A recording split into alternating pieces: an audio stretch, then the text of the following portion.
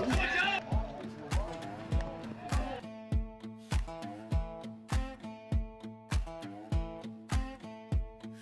the road down for the interstate, past the white lines where the fields roll and the rivers break, you'll find a four-way stop, church on the corner and a dairy bar, right in the middle of nowhere. It's the middle of everything I know. The dirt that made me Friday night lights, back road crazies, all those prayers from mama that saved me. I'm grateful, the voices that raised me. I owe everything to that hometown, from the front porch view to the red dirt ground. Oh, I'm grateful for the voices that raised me.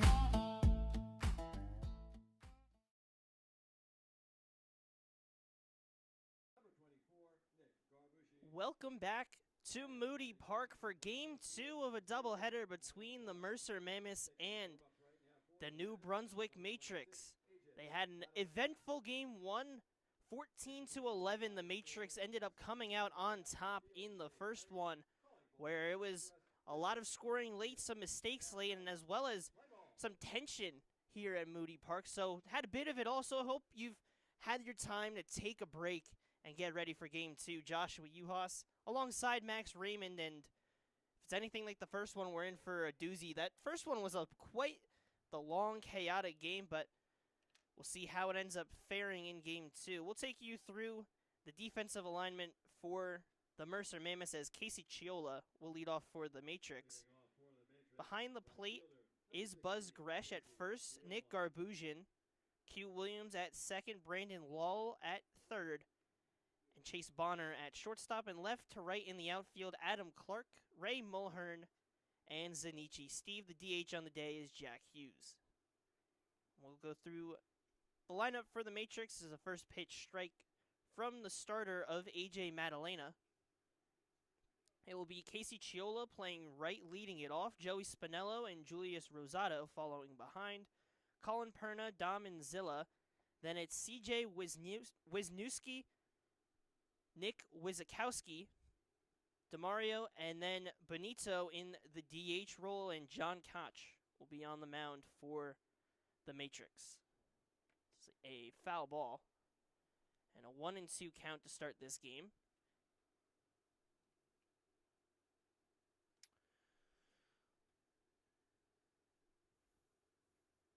Madalena gets set. Breaking pitch fouled off. First pitch officially at 8:14 p.m. Originally was a 4:30 doubleheader, but because of a about 25-minute delay due to a little bit of confusion amongst both sides, ended up extending that game. Plus a lot of runs and hits caused for a bit of a longer time. So starting this game a bit later than usual. Also, difference is that we're playing this on a Wednesday, because Tuesday it was the storm and the rain all around. As a stormy start for Chiola, he goes down swinging, and Madalena gets the strikeout to begin the game. But there was storms all across Tuesday. It was supposed to be worse. There were a lot of tornado watches, and plus it was expected to rain a lot, but there were some breaks across that day. It didn't hit as hard, but there were some sections, especially for you, Max. You got hit pretty hard by that rain. I got hit real hard. I was texting you nervously, leaving my house. I couldn't see the road, man. Come to find out, there was a tornado, and I'm going to show you this in between innings. There was a tornado about half a mile from my house. 5-minute drive. Wow. 5-minute drive, and I'll show you photos. There was another one about 45 minutes from my house. Jeez. So those were tornadoes, ladies and gentlemen, on top of just chaotic storms and other such. So, yeah, there was – if you didn't get to witness, apparently there was very little rain down here in southern New Jersey, but up north it got hit hard. as the 1-2 misses outside. He got a strike in and then misses high and outside. So 2-2 now, the count to Joey Spinello. Lefty delivers and misses. So count will go full. Wow. That is crazy to see. I'm showing. It's crazy to look at the tornadoes because I've never really seen one in person. Obviously, it's I've not either. Those were sent to me by someone else that I know. as Spinello goes down. Another strikeout for Madalena. Those were sent to me. I was in my room watching Interstellar. Oh, good choice. Good choice. I went home by the time I made. Thankfully, I turned around, made it home. Right before I made it home, was informed that the game was canceled, and went to my room and watched Interstellar. I'm currently binge watching all of the Christopher Nolan films after seeing You the trying Odyssey. to prepare yourself? Oh, you already I've already seen seen the it. Odyssey. Did I've you see it in seen IMAX though? I did not see it in IMAX, but I'm going to go see it again in IMAX. Have you seen it yet? I have not. You have to see it. As I throw my pen on the ground, I have told every single person I've spoken to since Saturday when I watched it that you have to go see it. It's I've good told old portrayal everyone of the everyone. hero's tale. It is an incredible film, and I feel like it's kind of obvious because it's a Christopher Nolan film, but Christopher Nolan just It's does incredible. not miss. Does not miss. He puts so much effort into those films and all. It's just Have you seen some of the videos of them filming it from? they're big there's- boxes that you have to put that film into, and it's almost kind of going back to that oh my God. manual style of film. Well, it's not even just that. There was a video, and I think it's been since taken down, of somebody from miles away who somehow found the site location where they were filming one of the scenes, which was the storming of Troy. I saw that a year ago and was like, oh my God, this is going to be a crazy film. And now a year later, while having gotten to see it, it's incredible. It's incredible. I think the funniest thing though with the dynamic of the Odyssey is the Trojans, the USC posts about their opening day, their first game, which funny enough is against Spartans. And they posted it in a way that they thought was favorable to them, but clearly they haven't read the stories or really understood it, because the narrative would tell the opposite, because they're the ones that got fooled and got charged into, and that if anything they're kind of hinting at them losing opening week by their post. I don't want to spoil the story for those who don't know it or spoil the movie, but it's an incredible one and you have to watch it, but it's very intricate and dark and different, and I don't know if there truly is two sides about it, but I understand the whole, they got tricked, but there's a lot more intricacy that I'm going to give time before talking open air about any further of this film. All I'm going to say is it's worth the price of admission alone. Plus, popcorn. Gotta get popcorn. Movie popcorn can't beat it. Julius Rosado got on with the walk. You figure he would love popcorn with watching the pitch, you know?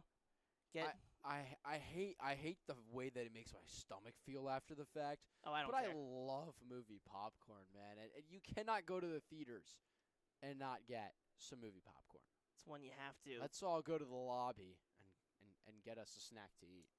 The 1-0 from Madalena to Perna misses high and outside, and Gresh was unable to collect it, so Rosado will make his way over to second. 2 down, a runner in scoring position. And Colin Perna, who hit a little, pitched a little in that first game, just hitting in game 2. Pitch will be in there for a strike. He will be in the field at third base, trying to get his first mark of game 2. As he swings and misses, or fouls it off rather, was able to get a piece of it. But these are two teams that the Mammoths have already clinched the 1 seed in the Liberty Division at 19-9. The Matrix, because of the results of the Kings Generals game, where the Kings won 11-0. The Kings locked up the 2nd seed, and in turn, the Matrix locked in the 3rd seed. So the first 3 seeds are all locked. The Mammoths will be 1, the Kings and Matrix are due for a dance in the playoffs. But that 4th spot is up for grabs. And that will be a very interesting matchup that will follow along on Thursday because the Generals and the Caps, the two teams that are tied at 13 and 16, as a check swing and a miss. AJ Madalena strikes out all 3 for outs, and we'll talk more about the playoff picture when we come back. But a great inning from AJ Madalena. He strikes out 3. We'll head to the bottom half of the first, and John Koch will get his first outing on the mound here when we return on Jersey Baseball Nation.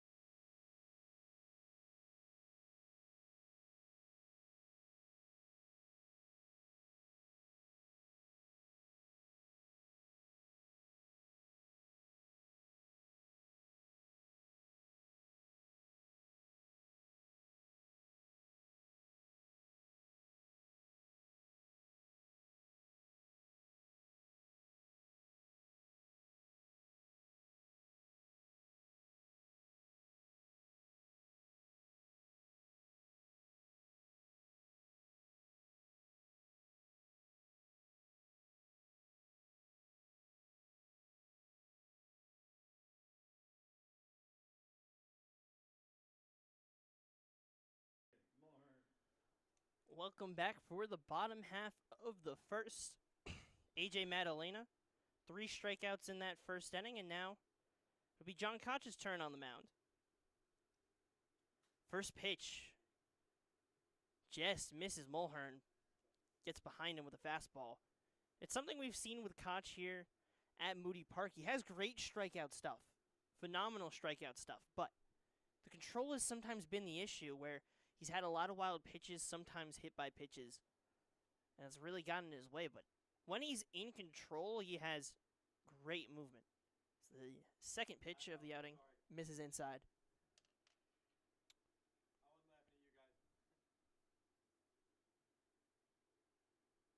So the defensive alignment will get after this 2-0 pitch.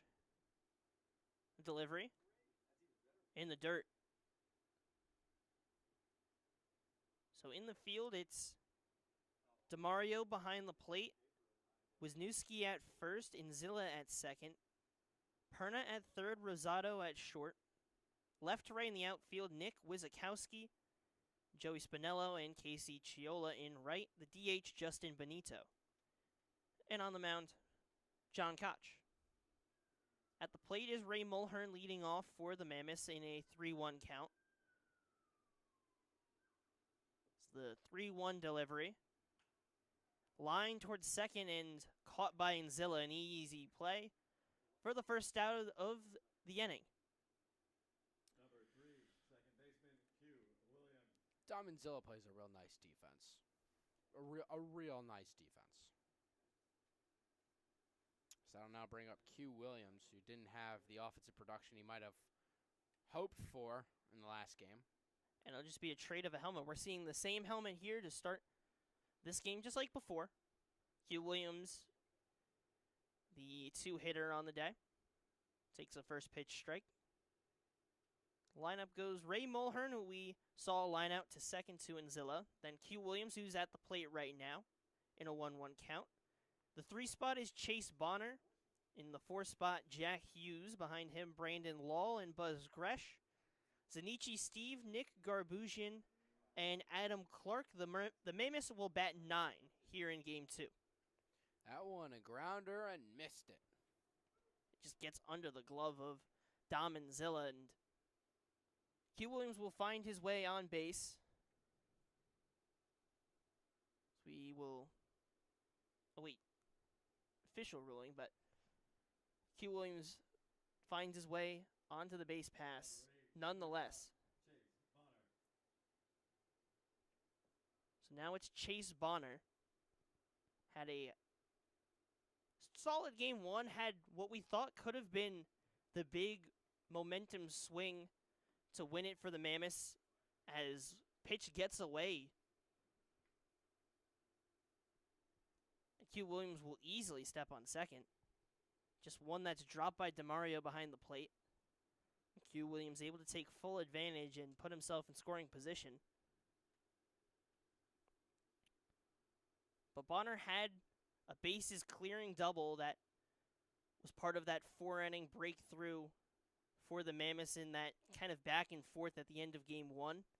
Now, eventually it was Julius Rosado that had the game-defining swing pretty much that set the momentum to the Matrix favor. But Bonner has been stellar so far this year, takes a strike. He really has, and again, I talked about it in the first game, but this was a guy that head coach Rich Carabelli was really excited to get to see him and his brother play, and was so overjoyed to have on his squad, and it's really been proven to be a fact that that statement is true. It's just clearly obvious why Coach Carabelli was so excited about having a guy like Chase Bonner who can play a real mean, nice, crisp defensive shortstop and also produce quite well as a lefty bat in the lineup. 2-1 delivery. Catches the inside part of the zone. Coming into this doubleheader, Bonner was hitting in 14 games, 426, 550, 511 slash line for 1,061 OPS. Has produced 14 RBIs, 13 walks, so he's producing in every way that he can. It's a big swing and a miss. He'll strike out. Good pitch from John Koch. It'll be 2 down for the cleanup hitter of Jack Hughes. An all-star for the year, just like Ray Mulhern and Q Williams, who topped this lineup. So far this season, Jack Hughes has been stellar. I mean, you don't get the nod for nothing. 24 games played, 104 plate appearances, 82 at-bats. A 366 batting average, 471, 488, complete his slash line for a 959 OPS. Leads the Mammoths in RBIs with 25, matching his number. And it's just been incredible at getting the power when he needs to, as 4 doubles and 2 home runs as well. He's in a 1-0 count. The lefty delivers. Q Williams is on the run, and no throw from DeMario. Q Williams will steal third easily. Q Williams is so fast, it's actually incredible. Getting to watch him play with the amount of speed that he has, his ability to just steal a bag in seconds. Before you know it, he's already on the next base, before you can even think.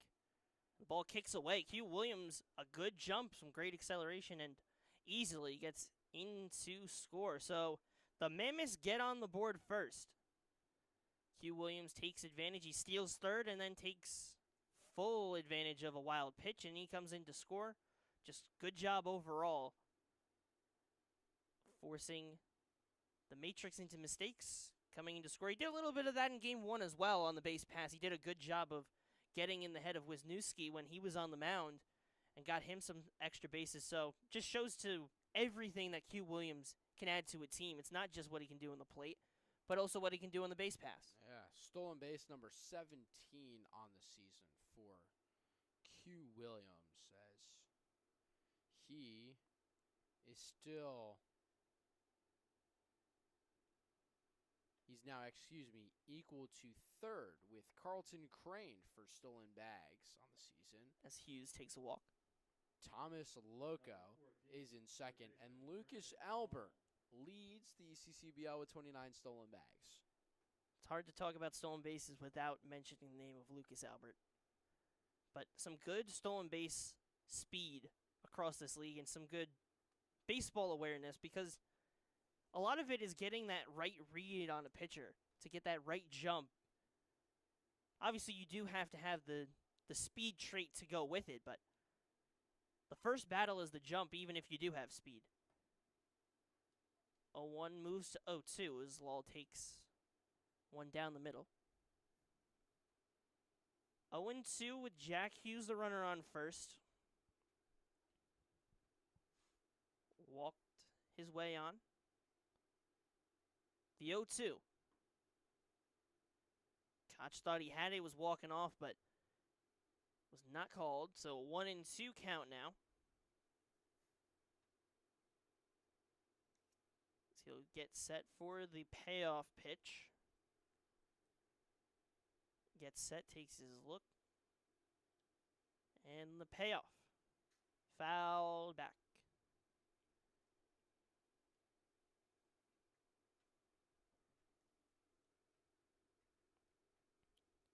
Lal on the season came in playing 9 games and has been solid. 10 hits and 30 at-bats. Good for a .333 average, .394 on base, 400 slugging. But in a 1-2 count, the delivery. Pitch trailed inside, but ended up swinging and fouled it off just inside on the hand. So once again, able to stay alive nonetheless. We'll try the 1-2 once more. Koch delivers. Breaking pitch. Beautiful movement. Gets the strikeout. But not before the Mammoths take the first lead of the game. Q Williams found his way on. Took advantage of a stolen base and a wild pitch to come around to score. So on no hits, the Mammoths lead this game 1-0. We'll head to the top half of the second to see the Matrix have that answer when we return on Jersey Baseball Nation.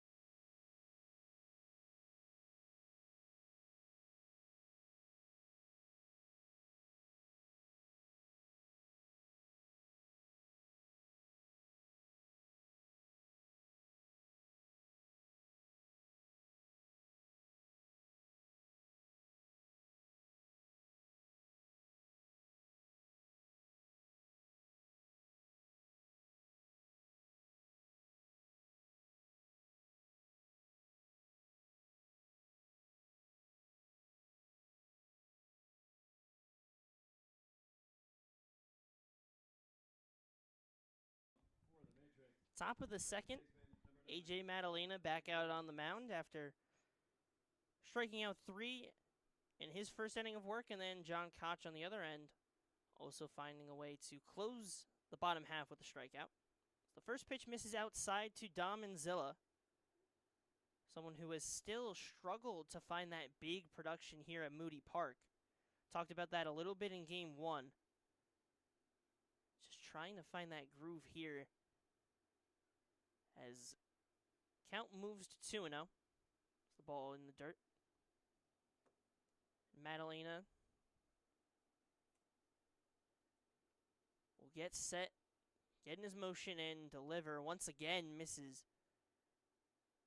This time outside. None of the first three have been relatively close to the zone yet. Figure for Anzilla, you're comfortable taking this pitch, getting a good look. He's not a stranger to that across this season. Has 15 walks on the season, but that will catch the outside part of the zone.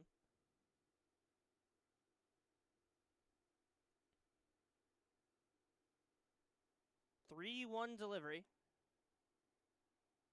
In for a called strike, catches the bottom of the zone.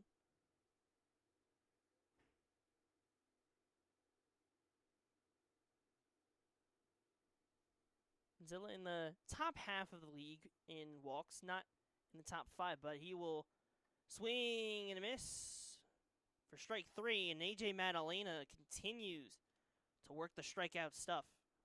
Number 4, first baseman CJ Wisniewski. He's looking good. He's looking real good out there and putting in the work for sure. So now it would be CJ Wisniewski. Played his last season at NJIT, product of Monroe, New Jersey, as the first pitch bounces away. As a junior, a redshirt junior rather, that year, 18 games played, 8 started. Had 4 hits and 27 at-bats. The 1-0 in for a strike.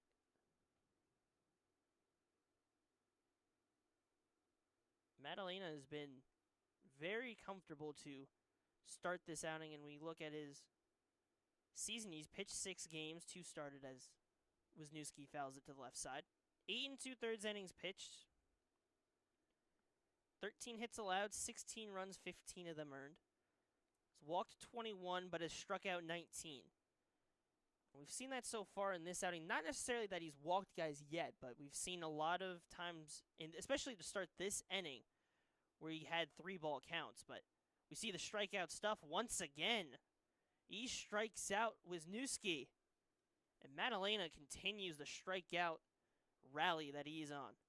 Well, it also must be strange for him to be in a situation where he was just playing a game ago out in the field, and now all of a sudden he's batting, or he's pitching. Must be kind of strange to have to go from one to the other, but he's been finding a way to adjust his mindset and lock in and hone in on what he needs to do in the task at hand, and he's been executing at a high level. First pitch to Wisniewski, misses for a ball. Lefty played his ball last year at Robbinsville in the CVC. I did end up covering him for one game. I almost forgot about it, and we were kind of talking about it for a bit, but he did play against the Lawrence Cardinals, who I had covered for that season. He had 2 at-bats. He did not get a hit in that game, but I did see him, and I thought the name seemed familiar, but he had a solid senior year. How could you forget such an incredible name? I mean, it is quite the name. Wisniewski. It's the fact that you have Wisniewski and then Wisniewski back-to-back. I will commend Glenn Fredericks for doing that, to put those 2 names back-to-back. I really love that, to be honest.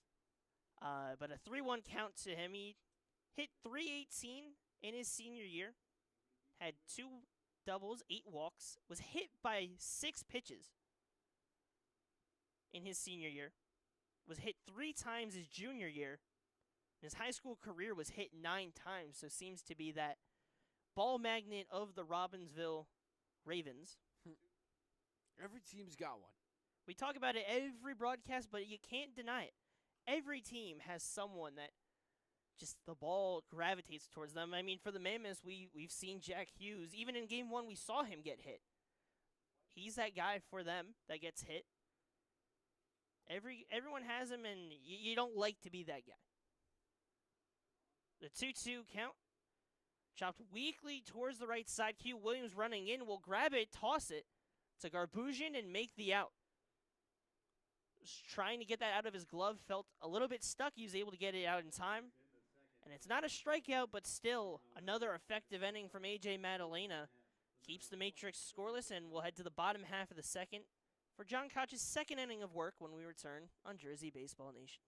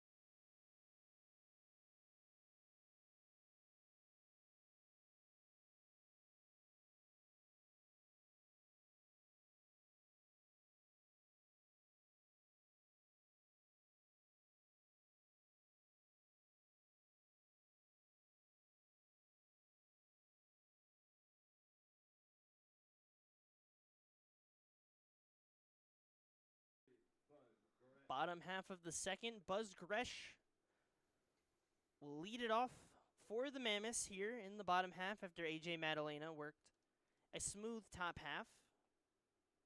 I feel like smooth is an understatement for the way that he's been kind of just in control so far to start today. That had some nice movement on it. It's a great breaking pitch from John Koch, and that's what we talk about with him as a starter. He's incredible stuff and great break. It's just got to ring it in a little bit. If he's that close to being that dominant piece, if he can get that control down, the stuff is there.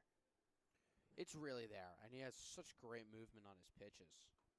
It's just a control thing. And he's got length as well. He's got good size on the mound and length that throws off these hitters. Lefty, he gets that advantage. Needs a weight room.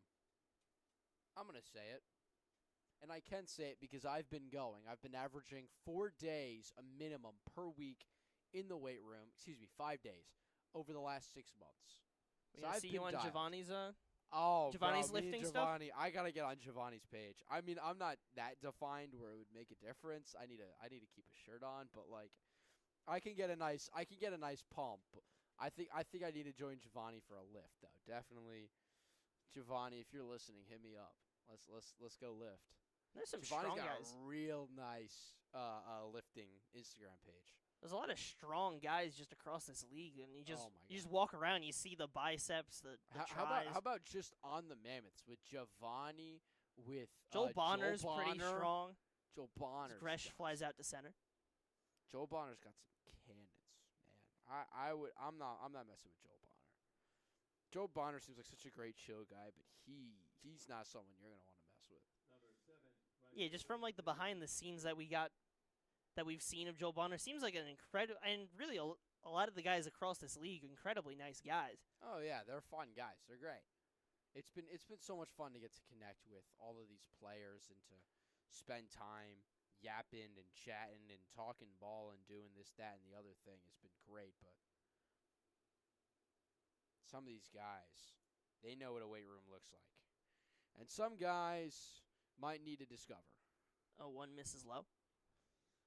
And that's nothing to say against their athleticism, but, you know, that's all. That's what this league is about, though. It's growth and development, and it's recognizing when you need to, you know, maybe go take an extra day in the weight room, couple extra minutes or hours. For me, it's cardio, man. I gotta do more cardio. I'll own up to it. I don't do enough cardio. I've been skipping cardio this week. I've also been skipping leg day, but today I did both. I did both today. You mix your cardio and legs together. I did it together. It was not a good idea, but it happened. Koch is 2-2 in there. First strike 3. Once again goes to the breaking pitch and gets Steve looking. Great job from Koch. And there's 2 down now with Nick Garbusian stepping into the box for the first time at the plate here today. Be another lefty-lefty matchup for Koch. He starts with a breaking pitch, just misses on the inside half.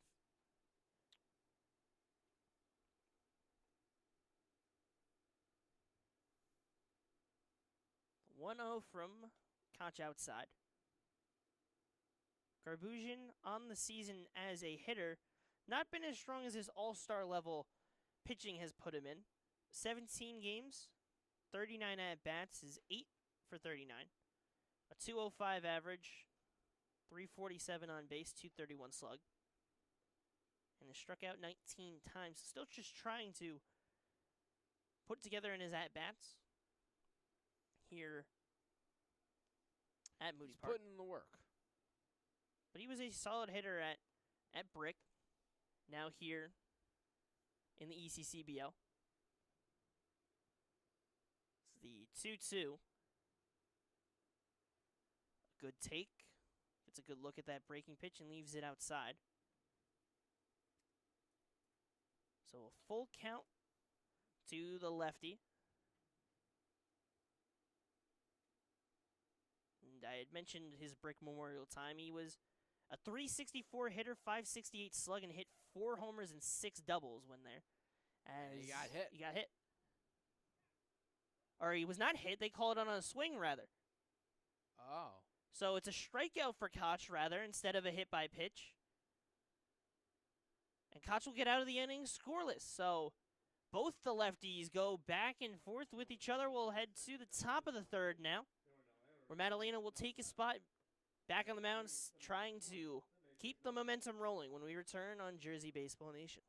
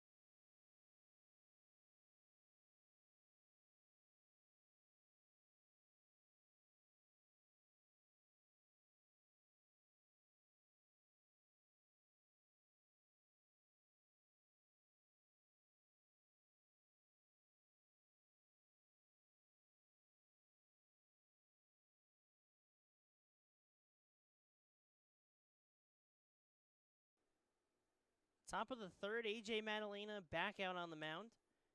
5 of the 6 outs he's made have been by way of the K. And quickly an 0-1 count to Zach DeMario. Pitch trails outside the zone. Miss for a ball. DeMario had a stellar Game 1. You could not find a time where he was not finding his way on base. But quickly in a 1-2 count. DeMario played his last season at Penn State Abington, a product of Morrisville, Pennsylvania. So he'll foul it back into the backstop. Had 2 doubles, but they were his only hits in 12 at-bats in his 2026 campaign. He waits the 1-2. Skied into center field. Mulhern coming in, and it'll drop in front of him. So once again, Zach DeMario. Another base hit. He finds his way onto first. You just cannot stop this man. Absolutely not. Number 14. There is no stopping DeMario. It's incredible. So now the DH on the day hitting lefty Justin Benito. Usually we're talking about him on the mound, but in the box here today. First pitch in for a strike.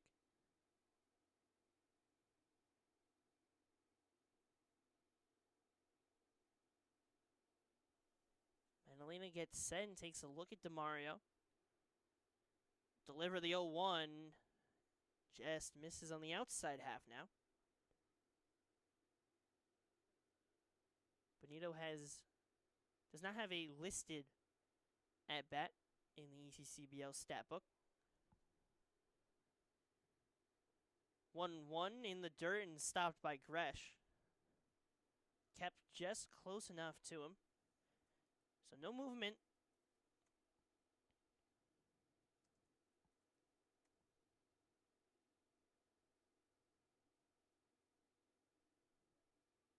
Count will sit at 2-1. That one will be in the dirt. 3-1.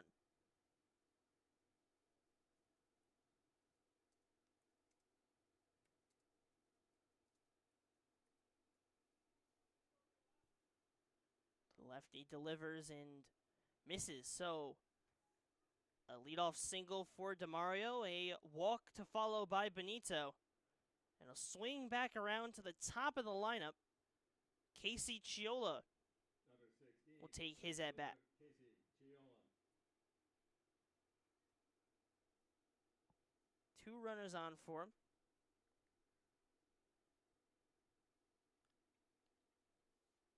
He'll deliver. Swing and a miss on pitch number 1. And this is the opportunity for the Matrix. Nobody out, 2 guys on. You have to capitalize here. Especially the way that this game's been going. Skied into right field. Steve will get under it and make the play. A strong throw over to third, and he overthrows overthrows Law. But AJ Madalena was in the perfect spot, made sure that he was backing up the throw. That's just high IQ baseball by Madalena, but Zanichi Steve is not an arm you run on. No, we've seen You talk seen about the cannon he the has. street light graphic that we've seen in the pro level. If we had a street light graphic, it'd Red. be yellow, bright red. As red as you can get. It would be pitch gets just away. a stop sign. It would just be a do not enter sign. It's just You're not any going. sign to stop you from going, it's on Zanichi Steves. As the Matrix have set themselves up on the wild pitch with runners on second and third. They trail 1-0. It was Q Williams that came around to score in the first. But now the Matrix have their first major scoring opportunity. You don't run on Zanichi Steve. Not only because he's got such a strong arm, and that ball's going to get to the next base so fast, but he's so incredibly accurate, it's actually mind-boggling. Like, I'm curious if he's ever considered pitching because of how accurate he is.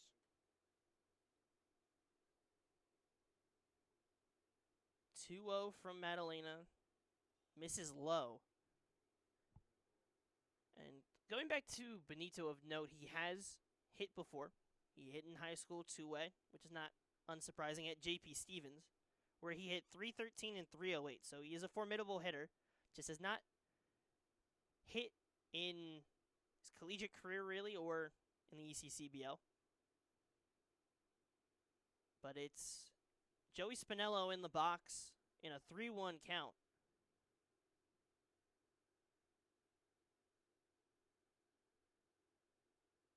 As he awaits and will take a walk.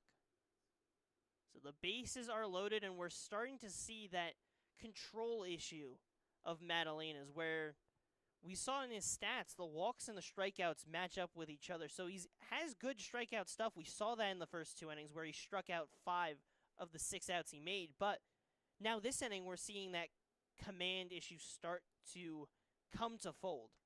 It's all things that you're working on in a summer league, and he's getting there. It's certainly getting there. We saw a great, 2 innings out of him.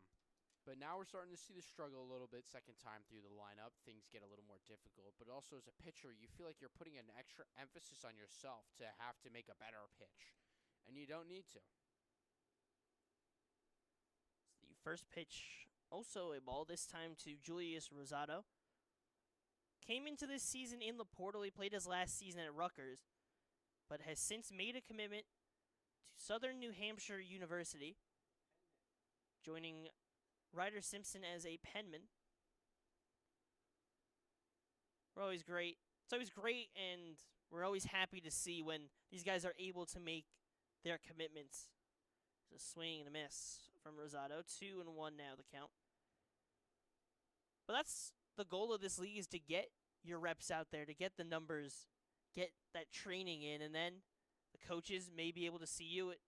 We even saw in this season of the Gens, Carlton Crane, originally committed to Ryder, ended up getting an offer from Binghamton and took that offer. And they've been testing him out in different positions in this league, and happy to see that Rosado found his home. We hope that anyone that is still looking for those homes are able to find them eventually by the end of this ECCBL season. Season's coming to a close, so I hope they find him soon. So I think they've found it. It's just a matter of making that final decision and committing to it is what's right around the corner for a lot of guys in this league. And there's a ton of talent everywhere you go. Loads of talent all up and down the league. 3-2 count. Full with the bases loaded, nowhere for him to go. And he'll be walked. The pitch in the dirt. Julius Rosado will grab an RBI on the way with a walk over to first. And the Matrix have tied this game at 1 and continue to leave a major threat to break through. And now it'll be Colin Perna stepping into the box. Bases remain loaded with 1 down. Perna on the season has been great for this Matrix squad. 337, 466, 650. His slash line good for an 1100 OPS. And an extra base hit machine as well, as he fouls off the first pitch. 6 doubles, 2 triples, and 5 home runs with 22 RBIs, second on this Matrix squad. And also 18 walks. So one of the best bats in this Matrix lineup. Committed to Manhattan to play in the Metro. Conference of which I am quite familiar with, attending Rider University. Manhattan, a team that we will face a couple of times.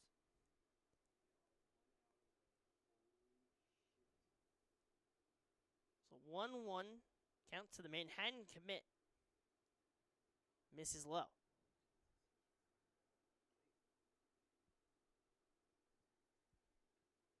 So Madalena continues to struggle in finding the zone. He's working through it. Got to work through the kinks. 2-1. Gets the call on the outside half. 2-2 now. But as a pitcher, it's the mental battle of, all right, I need strikes. I got to get strikes, but also bases loaded. I need a ground ball. I got to throw a pitch that's got to get me the ground ball. And so you've got that mental battle of, all right, how do I hone myself in to be able to get this strike, but also how do I work myself into a position where I can get this guy to hit the ball on the ground? And Full that's the count. mental warfare you apply. Nowhere for anyone to go again. This one's hit on the ground towards the third base side, but past Lull. Benito will come in to score. Spinello behind him comes in. The throw gets away behind the plate. So Rosado will take his spot on third, and Colin Perna. We talked about him being one of the top bats in this lineup. He comes through big with a 2 RBI double And the Matrix have taken a 3-1 lead. Good pitch, just a better piece of hitting there. Just find the hole. That's all you got to do sometimes. And found that gap between Bonner and Lull. Was hit hard enough to get past him. And a huge shift in this game to start, but it's not too unfamiliar in this league to see a roller coaster of runs on each side. First pitch to Damanzilla misses high.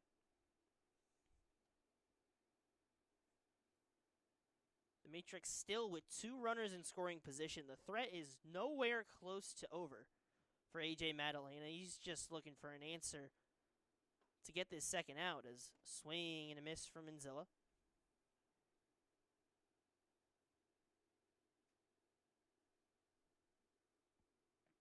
One and one now.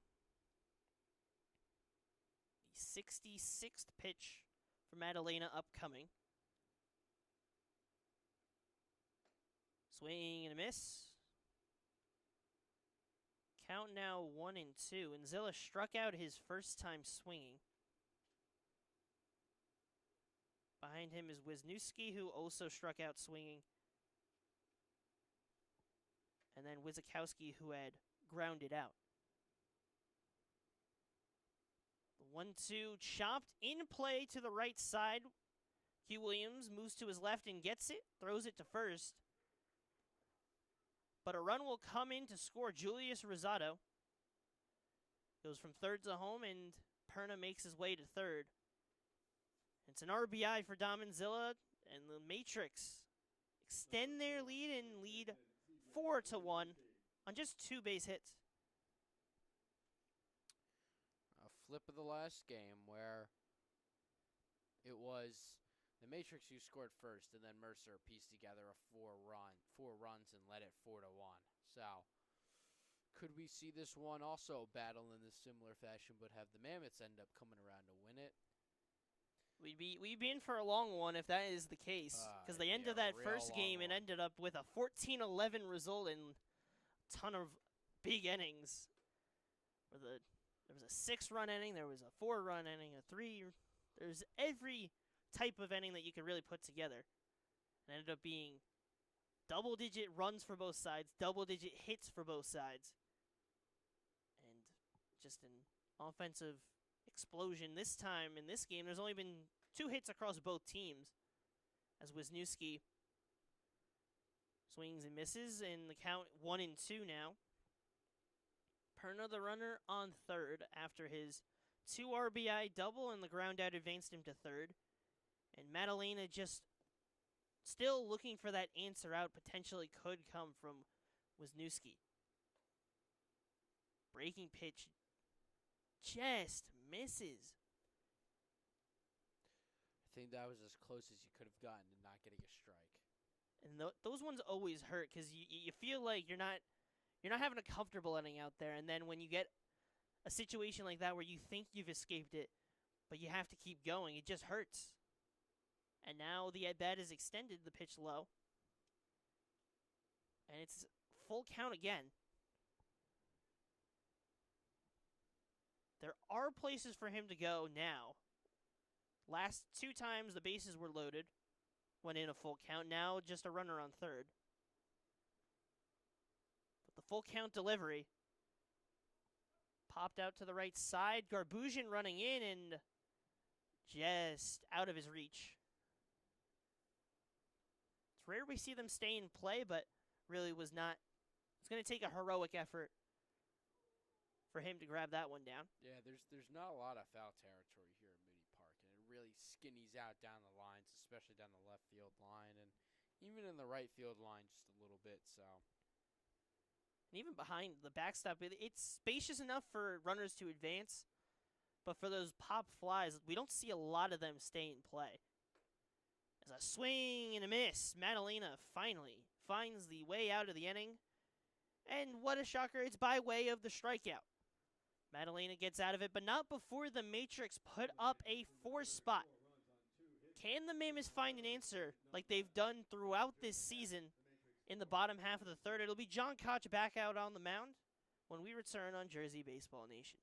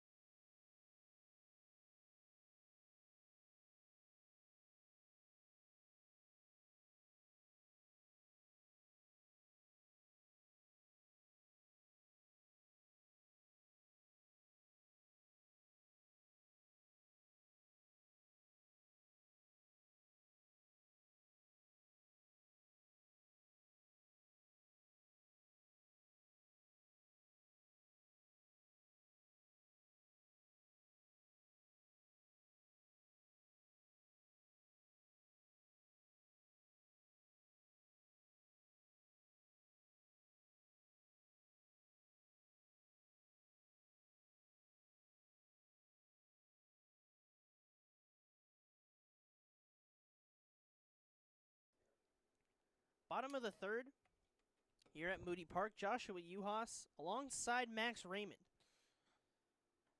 So first pitch to Adam Clark misses just inside. A lot different of a feel, at least to start this game so far. So the second one just misses the zone as well. We are under the lights here. This is game one extended long, and we started this one at 8:14. So we get a nice little night game here on a Wednesday night.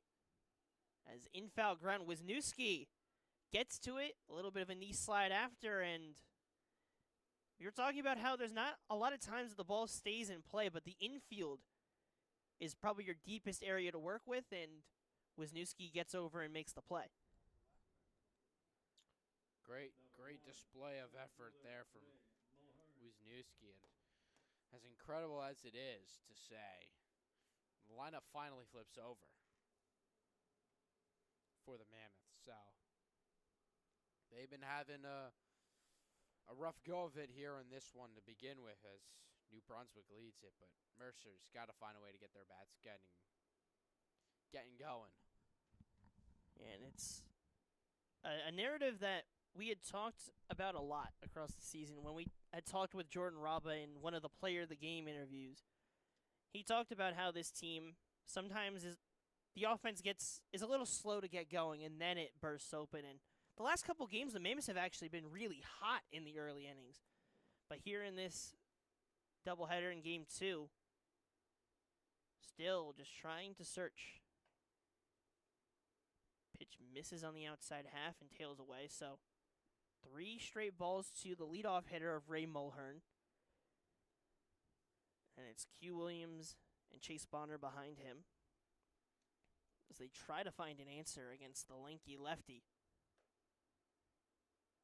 And a great 3-ball pitch breaks away from Mulhern and into the zone. Hitters count. Mulhern awaits and take another strike. Koch has gotten himself back into the zone, and now it's a full count.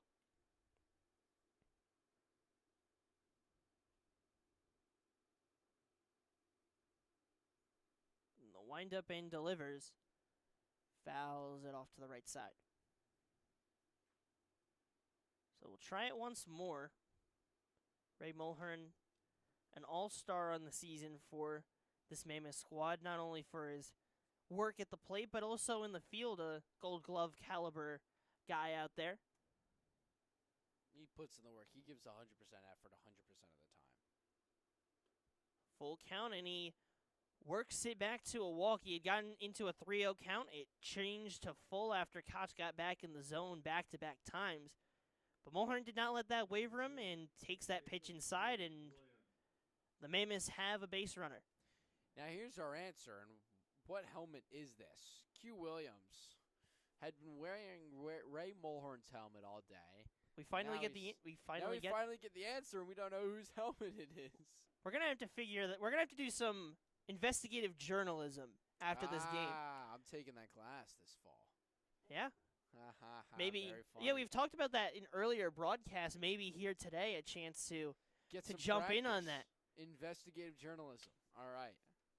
I don't know the first step about investigative journalism. That's why I'm taking the class in the fall. Hey, I guess you'll learn, and maybe I gotta learn. When? Who, what, who, where, what, when? when, where, when, why, how, all the questions. Wow, but that's not a W. It could be a W in spirit.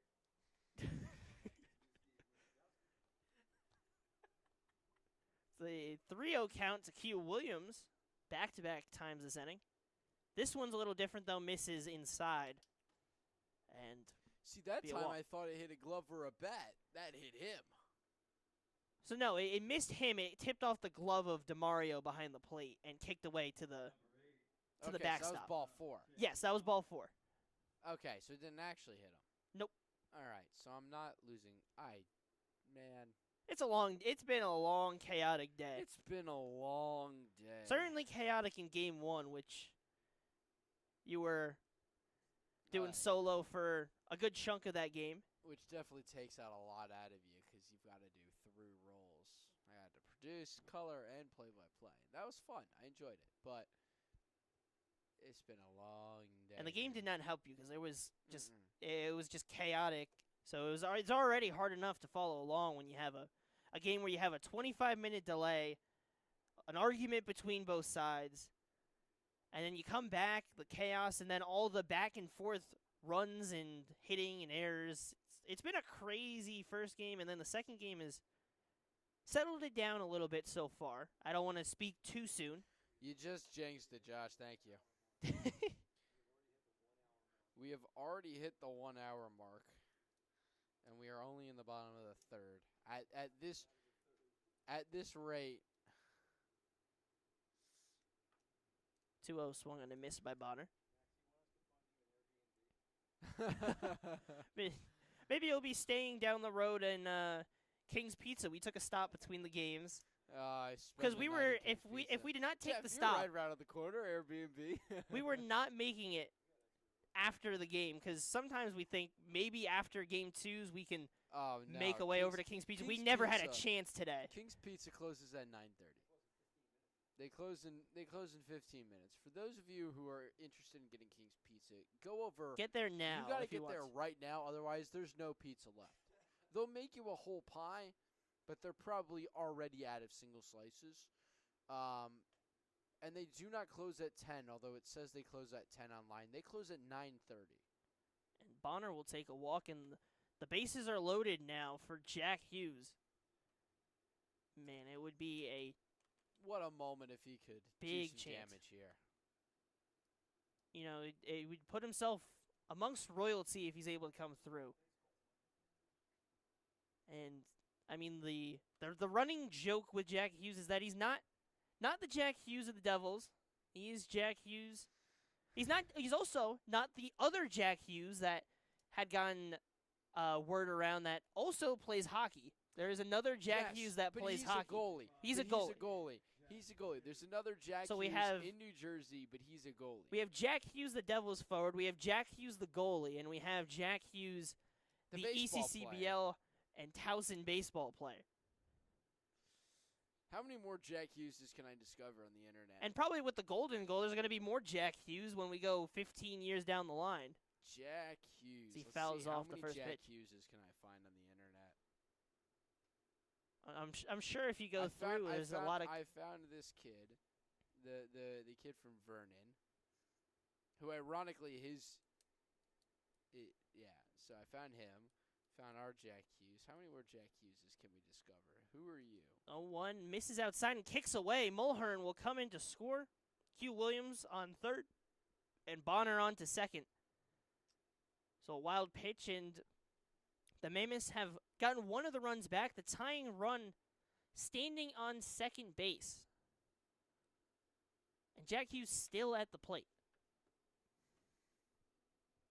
So a dynamic of Koch's game that we had prefaced earlier is the wild pitches sometimes gets to him, and so far that's one that's gotten away.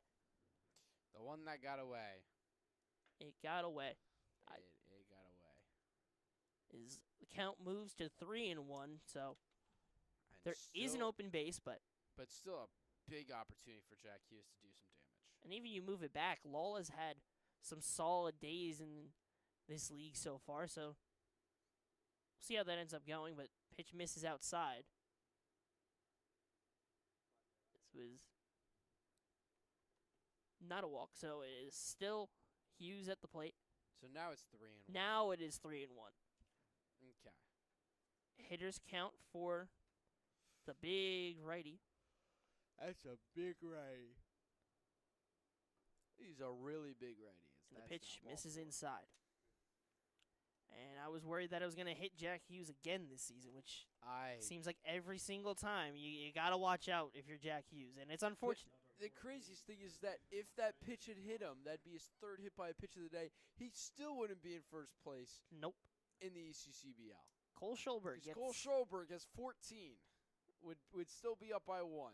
Cole Schulberg, your lead most likely is safe for today, although Jack Hughes could get hit 2 more times. He still has more at-bats. It's still a long ways to go. But Koch gets set. The base is loaded for the Mammoths. The Matrix had bases loaded in the top half. They came through. The Mammoths have bases loaded in the bottom half. Will they find that big hit like Colin Perna had in top half of the third, but a swing and a miss on a pitch inside? Almost hit him with that swing. Swing, a vicious swing. 1-2 now. With 1 down. Q Williams on third. Bonner at second, and Hughes at first. He grounds that down the third base line, and it's foul. Ooh. That was right on the line. That was right on the line. It's very close.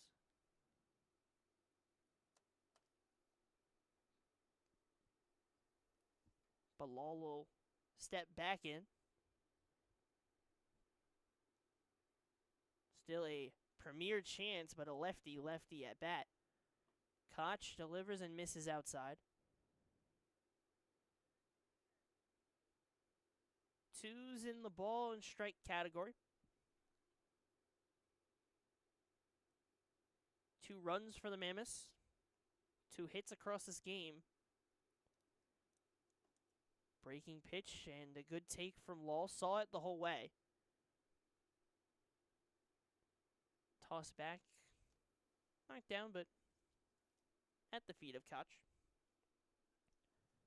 So a full count and the same trend nowhere for the runners to go with 1 down. Lal hits it in play to second.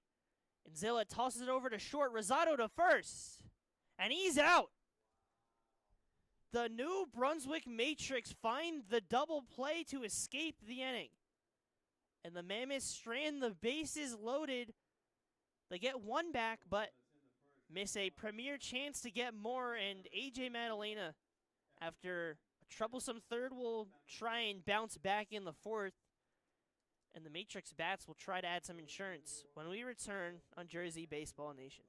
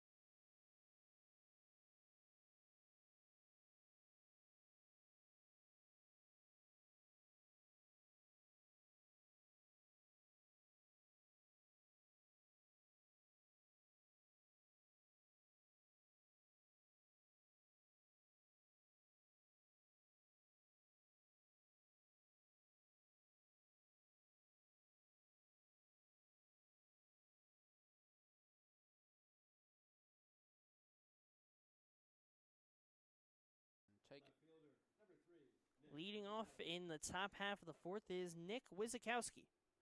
After the Matrix escape a bases-loaded jam with a great double play by the middle infield.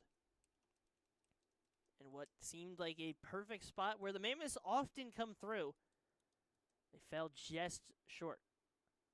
Madalena back out on the mound. First pitch a strike, the second a ball. Wizakowski played his ball at Robbinsville and committed to Brookdale. 1-2. The count. As he tries to get that third strike. And that he does. A swing and a miss. AJ Madalena continues his strikeout stuff. That was just pure. That was a pure strikeout.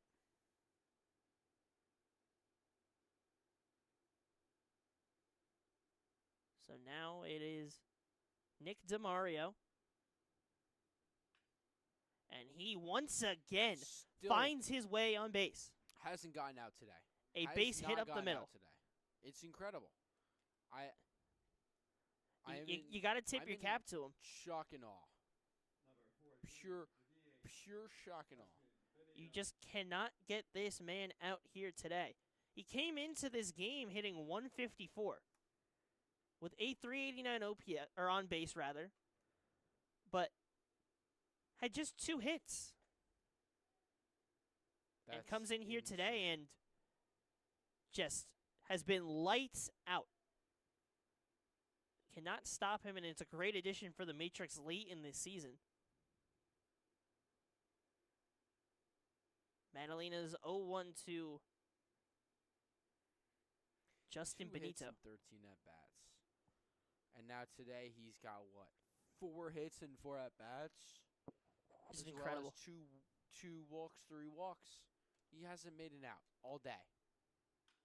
0-2 from Benito is grounded up the middle for a base hit. DeMario will stay at second. So back-to-back base hits, and the Matrix have gotten the offense rolling here in the top half of the fourth.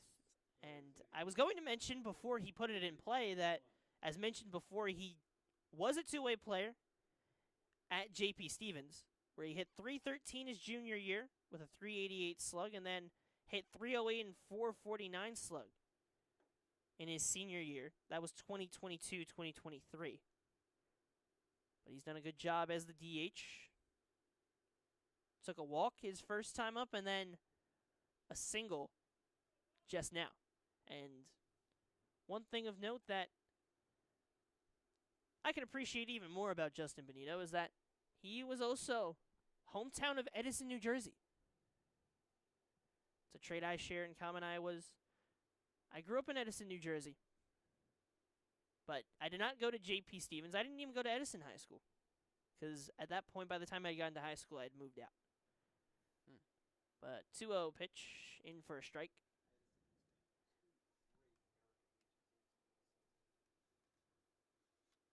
Madalena gets set.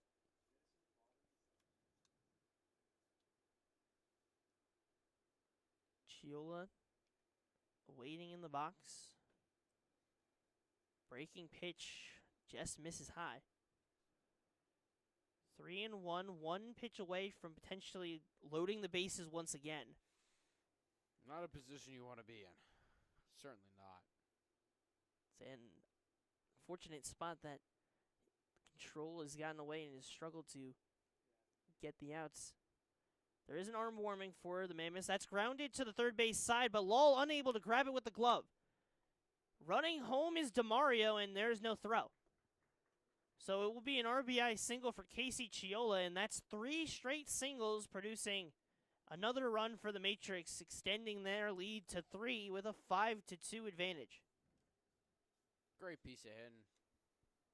Working it over to that third base side. Doing a great job staying alive and getting a base hit and getting the bat in the next guy's hand.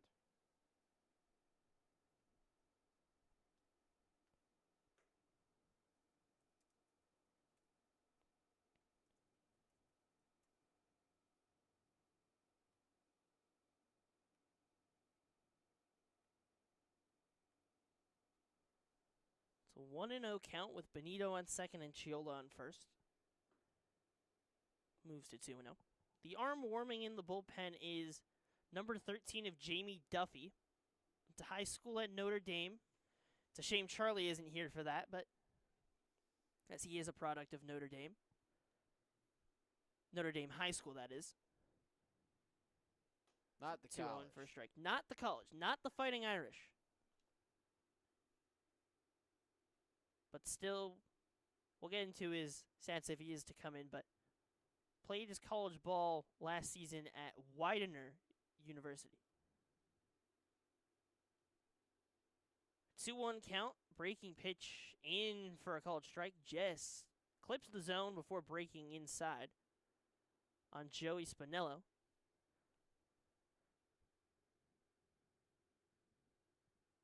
Two balls, two strikes with two runners on. Lefty on righty matchup. Gets in on his hands, and Garbusian will get to the ball and step on first quickly. A routine grounder for Garbusian to grab and step on the base. Just got in on the hands on Spinello and looped its way down the first base line. So 2 down, and it's Julius Rosado. Shortstop Julius Rosano. Had a very strong first game. Sent one over the left field wall that the pitcher of A.J. Madalena here was playing left at that point and had to watch it fly over the fence. A little bit of a different perspective now. Madalena on the mound against Rosado in the box. And he gets an opportunity to be able to be the one to execute the pitch, but that's not the pitch he wanted. Wild pitch, and Justin Benito comes in to score. Casey Chiola will move to third. A wild pitch makes it 6-2, Matrix over the Mammoths. So not exactly the start that A.J. Madalena was hoping for. Well, it started the way he had hoped. It's just not Ending the way. he had hoped. And that's baseball, Susan. Ball kicks away again.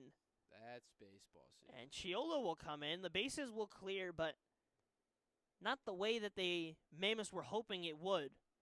Chiola comes in to score, and it's 7-2. A 3-run fourth after a 4-run third. And it's been on 5 hits.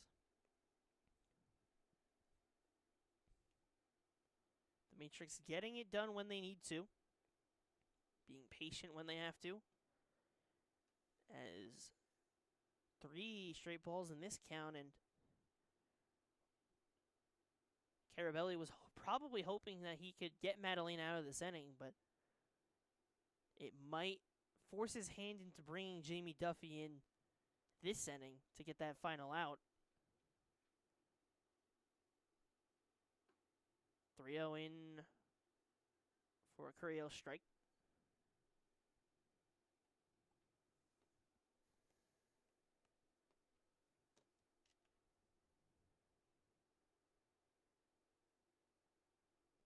Madalena set the delivery to Rosado. It is lined down the left field line, and it'll drop fair. Tallies all the way over to the corner and gets stuck. Holds his hands up. That will be a double. It caromed into the away bullpen. Benito, or not Benito, but rather Rosado with a good base hit down the left field line. And runner in scoring position for Colin Perna.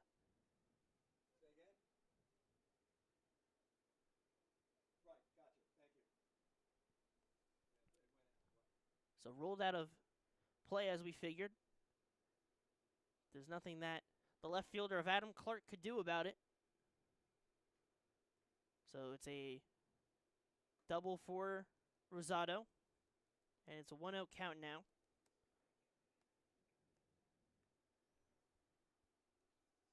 It's been stellar at the plate. Had the big swing his last time up that broke through for 2 runs scoring for the Matrix. Here just with 1 runner on. but in scoring position. Madalena is still searching for that final out. Still trying to find it.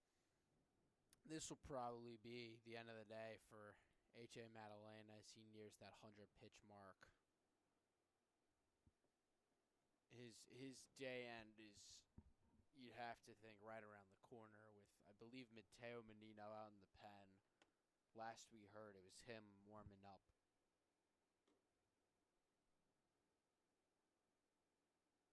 So 3-1 to Perna. And that pitch count getting close to the max. It's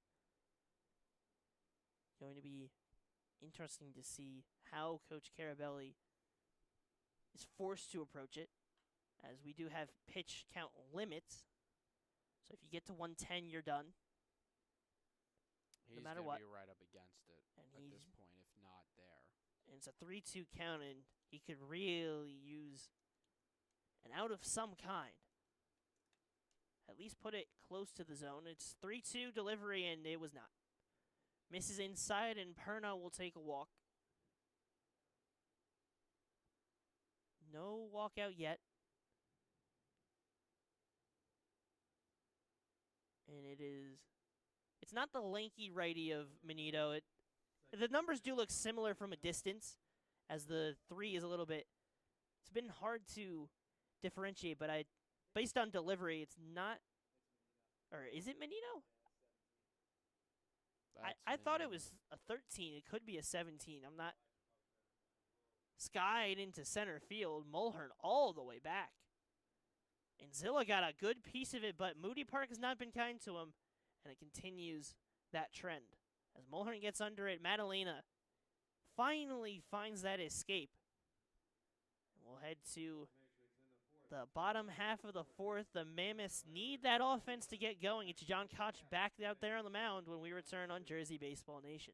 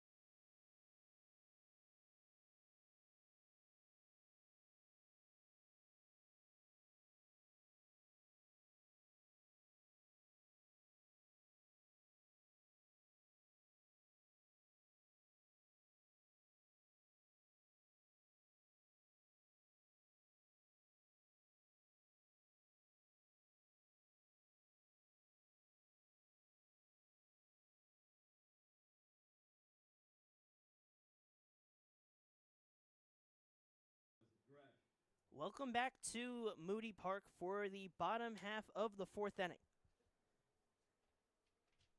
The Matrix add-on 3, and it's Buzz Gresh to lead off this frame. As a fan lands just near them, sitting down in their chair. Luckily, did not hit them, and it is Madalena out there to collect the ball. So it went from on the mound to foul ball duty. This Gresh fouls that one back.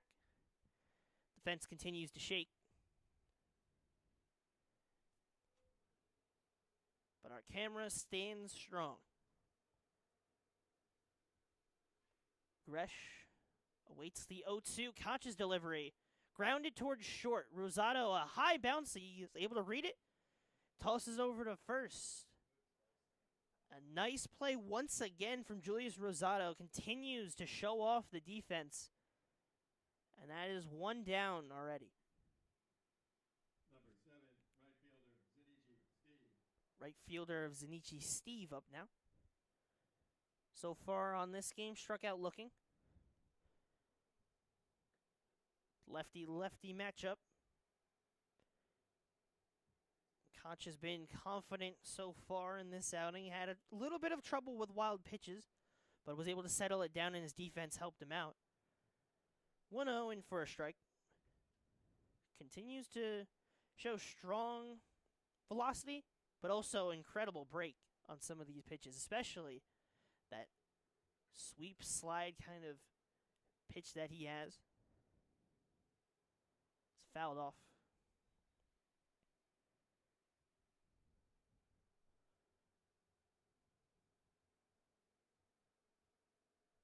It's Steve and Garbusian. The 1-2 delivered. Hits him on the hand.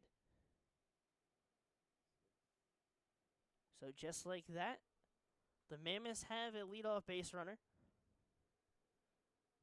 Number 24, first baseman, Nick Garbusian. The Mammoths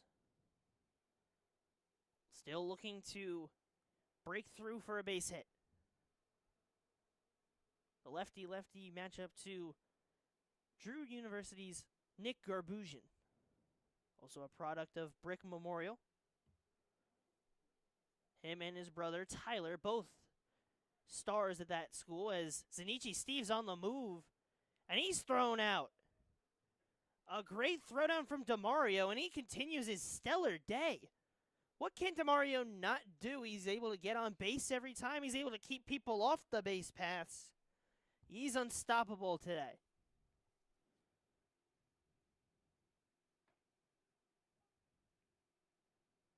Just amazing stuff. As a 1-2 count. Koch gets the outside part of the zone, strike 3. That will end the inning. Koch, once again, looking strong. DeMario and the defense helps him out as well. No runs, no And we will head to errors, and none left. the After 4, bottom the Matrix 7, of the 5th. Mammoths 2. And it'll be a new arm on the mound. We'll talk about him a little bit more when we return on Jersey Baseball Nation.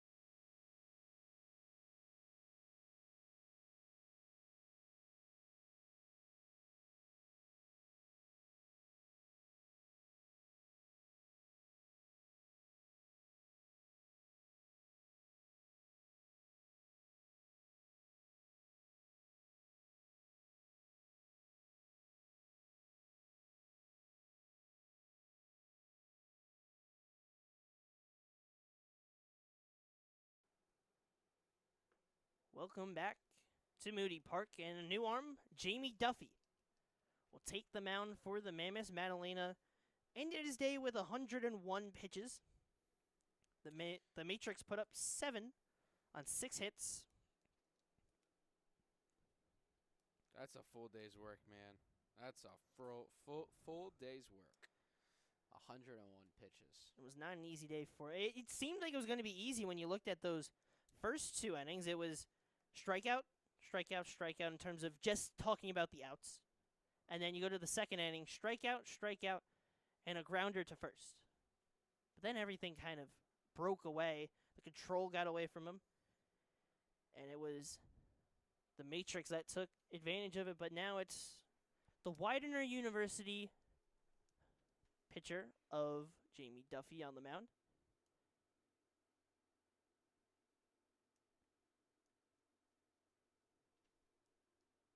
One, two, fouled off.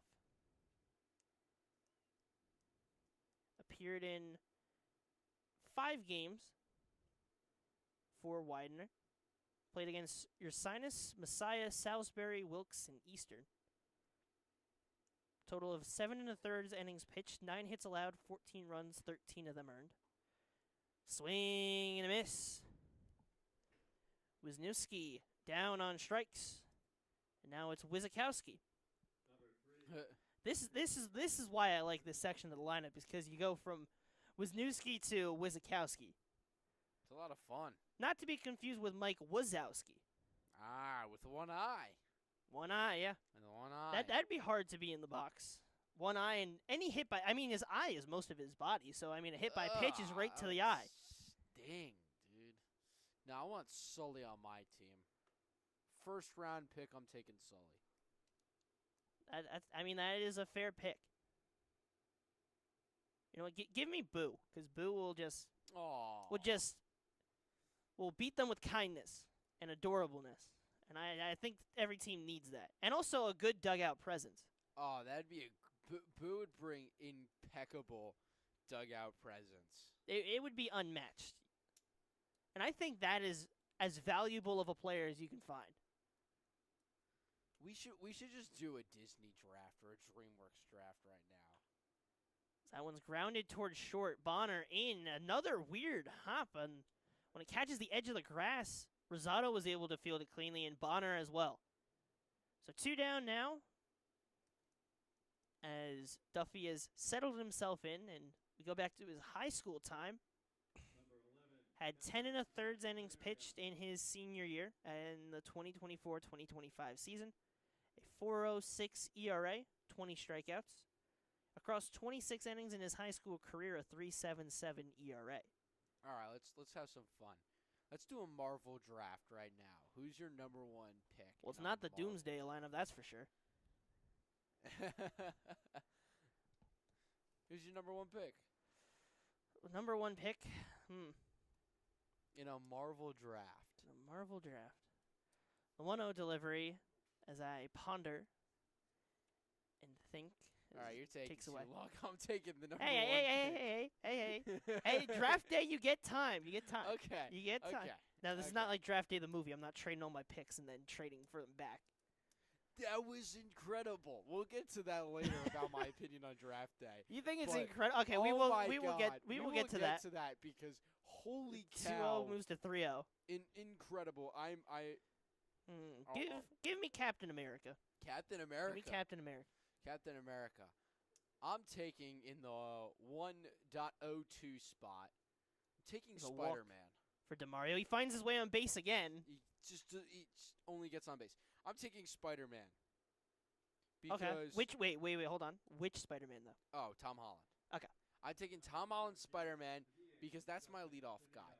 Contact and speed and agility. He's getting on base and he's stealing bags. That's my Q Williams right there. And he has sneaky power for the frame as well. Oh, absolutely. Really an all-around guy. I like Cap just because his leadership will also play a factor as well. A very experienced guy. I mean, he's experienced a lot. Oh, very, very incredibly experienced. Incredibly experienced. Now what? Do I get 2 picks? I Are we think doing we a snake. I think we can snake it. We can snake it. We can snake it. All right, at the 2-0 3, at to Benito. the 201. The 201. I'm going with Thanos. I need my power hitter. I need to secure a true power hitter, and that's what Thanos is. So That's fair. Give me Thanos. I'll also go on the power side. I'll go with Thor. Oh, Some Now good you got old your Thor. I love me back-to-back. some good Thor. Nice that's some true power. power, and he's more agile than you think in terms of. Yeah, It depends on actually. which section though. If this is pre end game. yes, We're that talking pre end game or post. Yeah, pre end. pre-end game or post with Storm. It depends on what section, because Thor had like a run that's where he was good, Infinity run where War. he was. That's Infinity War was just Infinity War is where he gets Stormbreaker, and even still, then he's like a beast. he's insane. 2-2 count to Benito outside. Continues to work some strong at bats. All right, so now you got another. And I got pick. another We'll do pick, a couple right? more picks. So we'll go until the inning. We'll go until the half inning ends, and then see Yeah. how our teams fare out. And then we'll get to draft day in the bottom of the. Next Ball in the inning. dirt. Demario was already on the move. Is he going to try for 3? He will. Demario into third. The ball kicks away from Lowell, but it is close enough. Zach Demario. Every single time we talk about this game, it's him on the move, him making some action and getting on base. It's just incredible what he's done across today. He's causing thrown runners problems. out. He's thrown runners out. He's gotten on base. He's advanced on the base pass. He turned a stolen base situation into a run to third. And it's first and third now. It's 1-0. I gotta go back to thinking of my pick. Give me Black Panther. Ooh. Chadwick Boseman's Black Panther. Yes. Okay. That's a real good pick. It's so he's so good. You know what? I know. I'm gonna go with a pitcher here because I got a feeling that this guy would be a mean pitcher. Give me Hawkeye. Oh accuracy, my! He'd be I- painting the corners. Bob Ross all day. Jamie Duffy gets the swing and a miss. I gotta go 1 with and 2. Hawkeye as my pitcher. I didn't even that honestly could be that could have been a 1-1 if you put in that context. Easily could have been a 1-1. That is Got actually him really got him as a steal in the third round, and then coming around in the fourth round, I'm gonna go with. How about we think of this as like a wiffle ball kind of thing? Because we're not gonna have enough time to get a Okay, full. so wiffle ball. So I've got. But like, say this is like a big. I don't know. Yeah, We can- no. I know. We're talking like. Yeah, I know exactly what we're talking about. So we got 4 batters and a pitcher is basically what we need. I've got 2 batters in Thanos, my power hitter, and in Spider-Man. So I need another shifty guy on defense. And I feel like you want to talk about locker room, you want to talk about chemistry. Let's go with give me Tony Stark to round it off with Spider-Man. Full count is lifted into left field. It'll drop on a couple hops. Benito will stay on third. Chiolo at first, but Zach Demario, what a shocker! Zach Demario comes in to score, and the Matrix lead this game 8-2. So I need one more player, but I've got Spider-Man and Iron Man and Thanos, as well as Hawkeye as my pitcher. And so all I need now is a final defensive player, and you've got Captain America. Runner on the move, Thor. no throw. And who was your last pick again? The last one I picked was Black Panther. Black Panther, that's right. All right, so you still need a pitcher. I do and still one need a more pitcher. batter, and you've got your last 2 picks here.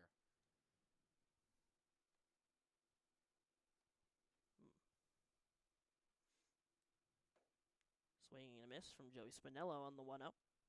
Count moves to 1-1.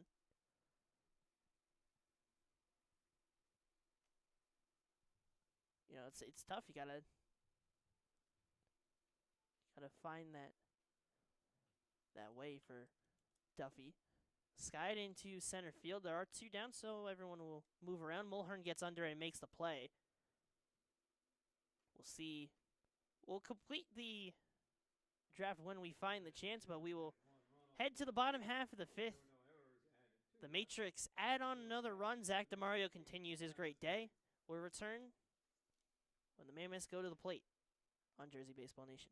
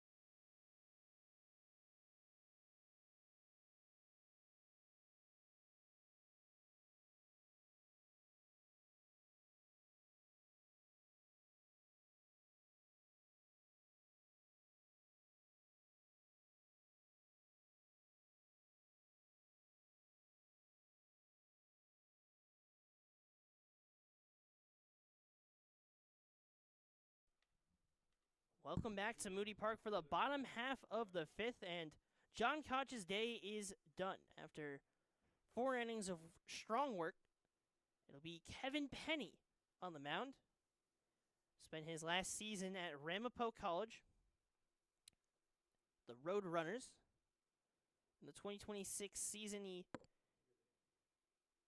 appeared 13 times, 3-1 record, a 3.82 ERA. Did notch 1 save, 30 and 2/3 innings pitched. He got 28 strikeouts. So, a solid year. He was also a product of South Plainfield, New Jersey. Adam Clark on the second pitch he sees drops it into left field. So, a leadoff single for Clark and the Mammoths. I didn't want to say it before, but they break the no-hitter. John Koch threw 4 no-hit innings. Kevin Penny comes in. The first batter he faces is a base hit. And it'll be Ray Mulhern up.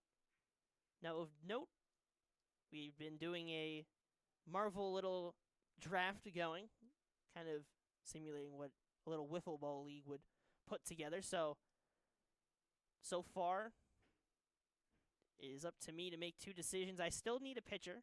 Still need a pitcher. I picked Captain America so far, Black Panther, Thor, and now I have my final 2 picks. You get your final 2 picks. My lineup right now is Tony Stark, Spider-Man, Peter Parker, Thanos, and my pitcher is Hawkeye. I just need another fielder because traditional wiffle ball teams have 4 batters, 3 fielders, and a pitcher. Sometimes the pitcher bats, but in our league, we're going to have a DH because I don't like it when pitchers bat. I like it when my pitcher is focused on pitching. I'm going to go with an interesting one. It's gonna I'm ready. you're gonna be caught off guard. Pitcher? This is my pitcher. This is your pitcher? This is my I'm pitcher. ready. The Hulk. Ooh. The Hulk as an intimidating pitcher. As Ray Mulhern lines one this time over the glove of Dominzilla. Mulhern had started this game with a line drive to second. That one was caught as it was a little bit more routine. This time, just out of the outstretched arms of Inzilla, and that's back-to-back base hits after being no hit through 4. They've gotten 2 just in this inning alone. And Q Williams will step up. Another new helmet. It's not the same as the one he was wearing before. And Are you Mulhern sure? got on base, so we have another new helmet for Q Williams. Because the last one had a little bit of white accent to it. Yes, it did. This is Zanichi Steve's helmet. It does have the. If you look at the flap, it has the flap I on the figured it out. lefty side. I figured it out. So the helmet he wore last inning was Clark's, because Clark is wearing the helmet right now. Yes. He had been wearing Ray Mulhern's This is helmet why all you. day. This is why he's investigative journalist right here. He's wearing Zanichi Steve's helmet right now, and there's flaps on the other side. Investigative Or is it no? It journalism. might be Garbusian's helmet No, because I saw a that's- D on the helmet. Could be a Drew University helmet, and that would also be a lefty. But skied up. I don't know. and It looks foul. a lot like Zanichi Steve's helmet. Just turn your head a little bit, Q, and we can see it. It But a looks 2-1 an awful count. lot. I mean, I guess Garbusian could have this. Because he's same also a helmet. lefty. It would be I the thought same idea. Garbusian wore a different helmet, though. I didn't think he wore a black helmet. We'll figure it out. 2-1. We'll figure it out. The This is high. investigative journalism is on the case. We will figure it out. There's a bunch of different layers to what we're doing here. Okay, wait. So who's your last player? You need My you need last just a player. batter. I need someone that's shifty, can get on base, Ooh. and that's going to be Black Widow. Oh, that's a good pick. That Someone was my that's just pick. going to get on base, play the fundamentals. SQ Williams That was skies gonna is be one my to center. last pick is my last fielder. Ugh. All right. I gotta come up with. And a Clark new will fielder. tag up. He's catching the center fielder off guard, and that throw got away. Gets off the fence. All right, I gotta do it. Or I gotta do it as my last pick. So your team to round it out is Black Panther, Thor, Captain America, Hulk, and Black Widow. so we're learning this is not Penny. This is actually, according to Mike Olshan, it is Michael Canavicia.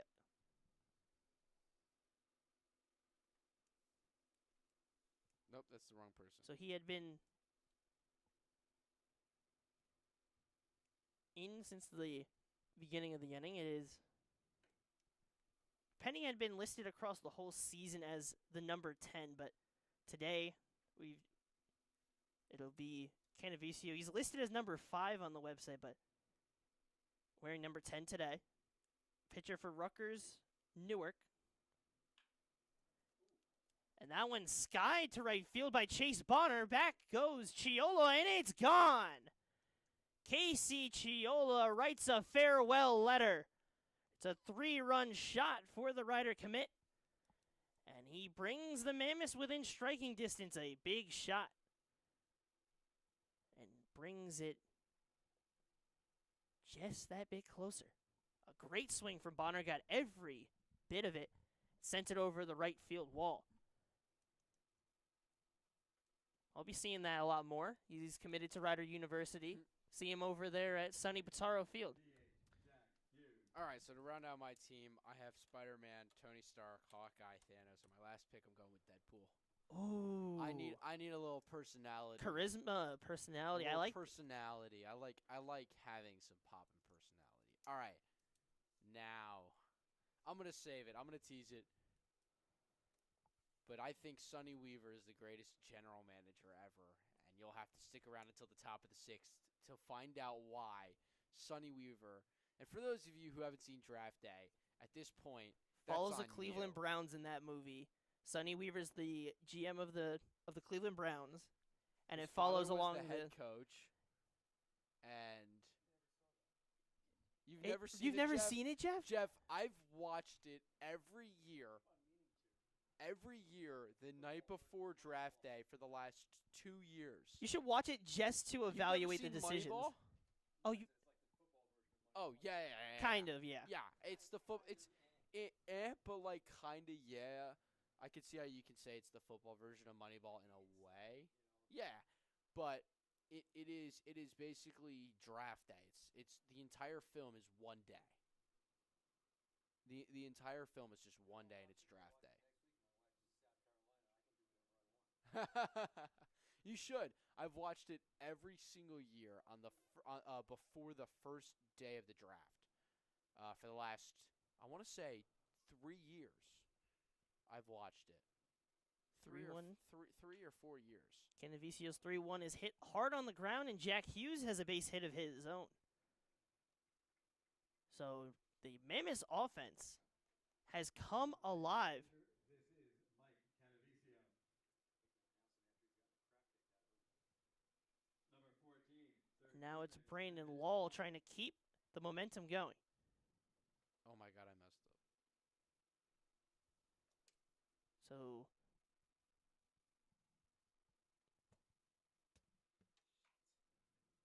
fouled off to the left side.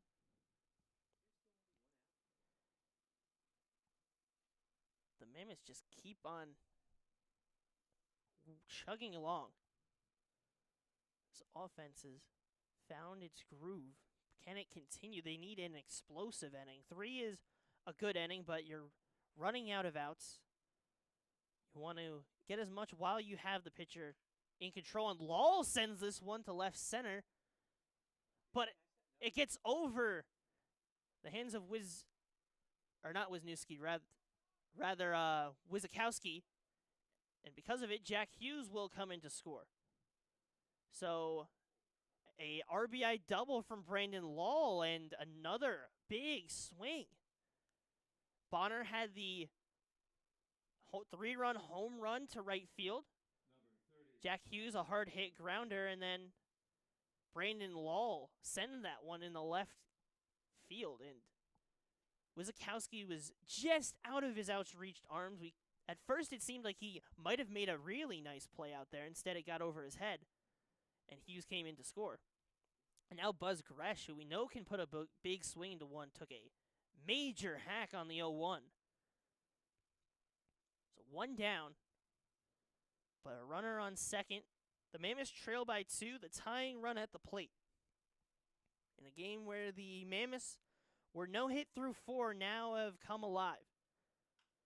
Loses his hat on the pitch. It's skied high to left field. Wizakowski under it and will make the catch. Lowell will stay put on second. And the second out of the inning is found.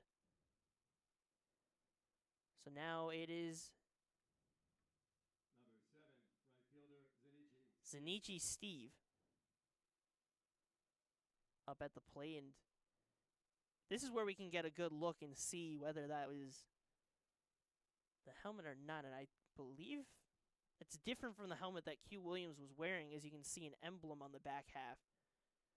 I think it might have been Garbusian's helmet that Q Williams was using, but that's skied to left field. Wizakowski tripped. He hits the fence, but he catches it. Not sure if that was in view. Our camera kind of loses ground a bit in left field, but not your typical play out there. He had a good read, and then he tripped a little on the grass, collides into the fence. But Canavicio escapes. But not before the Mammoths offense explodes. A 3-run homer from Chase Bonner, and then an RBI double from Brandon Lowell. And Jamie Duffy goes back out there on the mound, a major shift, as we will return in a moment for the top half of the 6th. The Matrix go back to the plate when we return on Jersey Baseball Nation.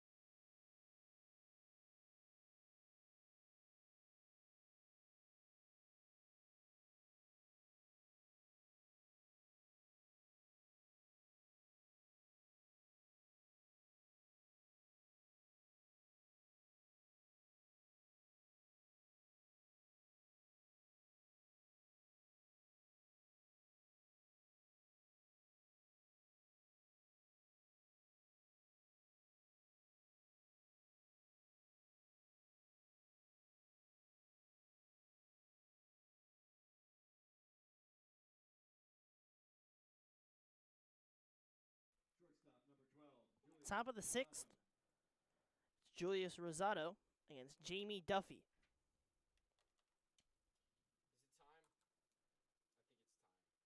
First pitch misses high. Here's why Sonny Weaver is the greatest general manager of all time. Oh, there we go. Now my headset's on. All right. I believe it is now time for me to describe why Sonny Weaver is the greatest general manager of all time. In the film Draft Day, Sonny Weaver panics, trades 4 years worth of first-round picks. Which is crazy in its own right. No, 3 years. 3 years. It's 3 years of first-round picks for the number 1 overall pick in the draft. He then goes ahead, and he doesn't take the phenom quarterback in Bo Callahan. 2-0 grounded. A nice play from Bonner to snag it, throw over to first, and what a job from Chase Bonner. As smooth as you get at shortstop. Gets the other smooth shortstop of Julius Rosado out. Both of them shining the leather. Great job from Bonner, showing out at the plate, showing out in the field. So, he then doesn't take the quarterback, takes a D-end. Which, to be fair, I will say... It was a great pick. The quarterback was, it was a good read to not take the quarterback, because the quarterback was not good. Although the reasoning was funny, because, people didn't go to his birthday party. Well, because he wasn't a good person. The whole bit is that he's a bad person. It's a bit of a funny reasoning, but I do get it. And then... Well, there's that, plus he also panics under pressure. Well, yes. The only reason That why too. he had one big moment, yada, yada, yada. Anyways. Because they show Mac and then his play getting him rattled. They then, the Browns, traded with the Seahawks from 7 to 1 for 3 first-round picks. Then Bo Callahan falls all the way down and is about to fall to 7, but at 6, the Browns trade 4 second-round picks with the Jaguars to get the 2nd overall pick. And they have a chance to get Bo Callahan. They then trade the 6th overall pick back to the Seahawks in exchange for the 7th, plus 2 more first-round picks over the next 2 years, and a punt returner. And guess what? They still have the 7th-round pick. So at the end of the day, they turned 4 years' worth of second-round picks into the number 1 overall pick, plus a punt returner. And that's why I think Sonny Weaver is the greatest coordinator of all time. He turned 4 second-round picks into the number 1 pick in the NFL draft. I'd argue that it's only because he made a mistake that then he was able to do that, and I don't think that's really necessarily good GMing. I guess there's that idea to it as Perna grounds the 2-2 to Bonner. Once again, fields it cleanly. The throw a bit high, but Garbusian kept his foot on the base. So good job. He just lifts his body up to help Bonner out. And there's 2 down. Raw talent. That's what I call it. And so that's why I believe Sonny Weaver is the greatest general manager to roam the lands. And why I would hire Sonny Weaver to fix the New York Giants. Because he knows how to draft talent and make moves in the draft.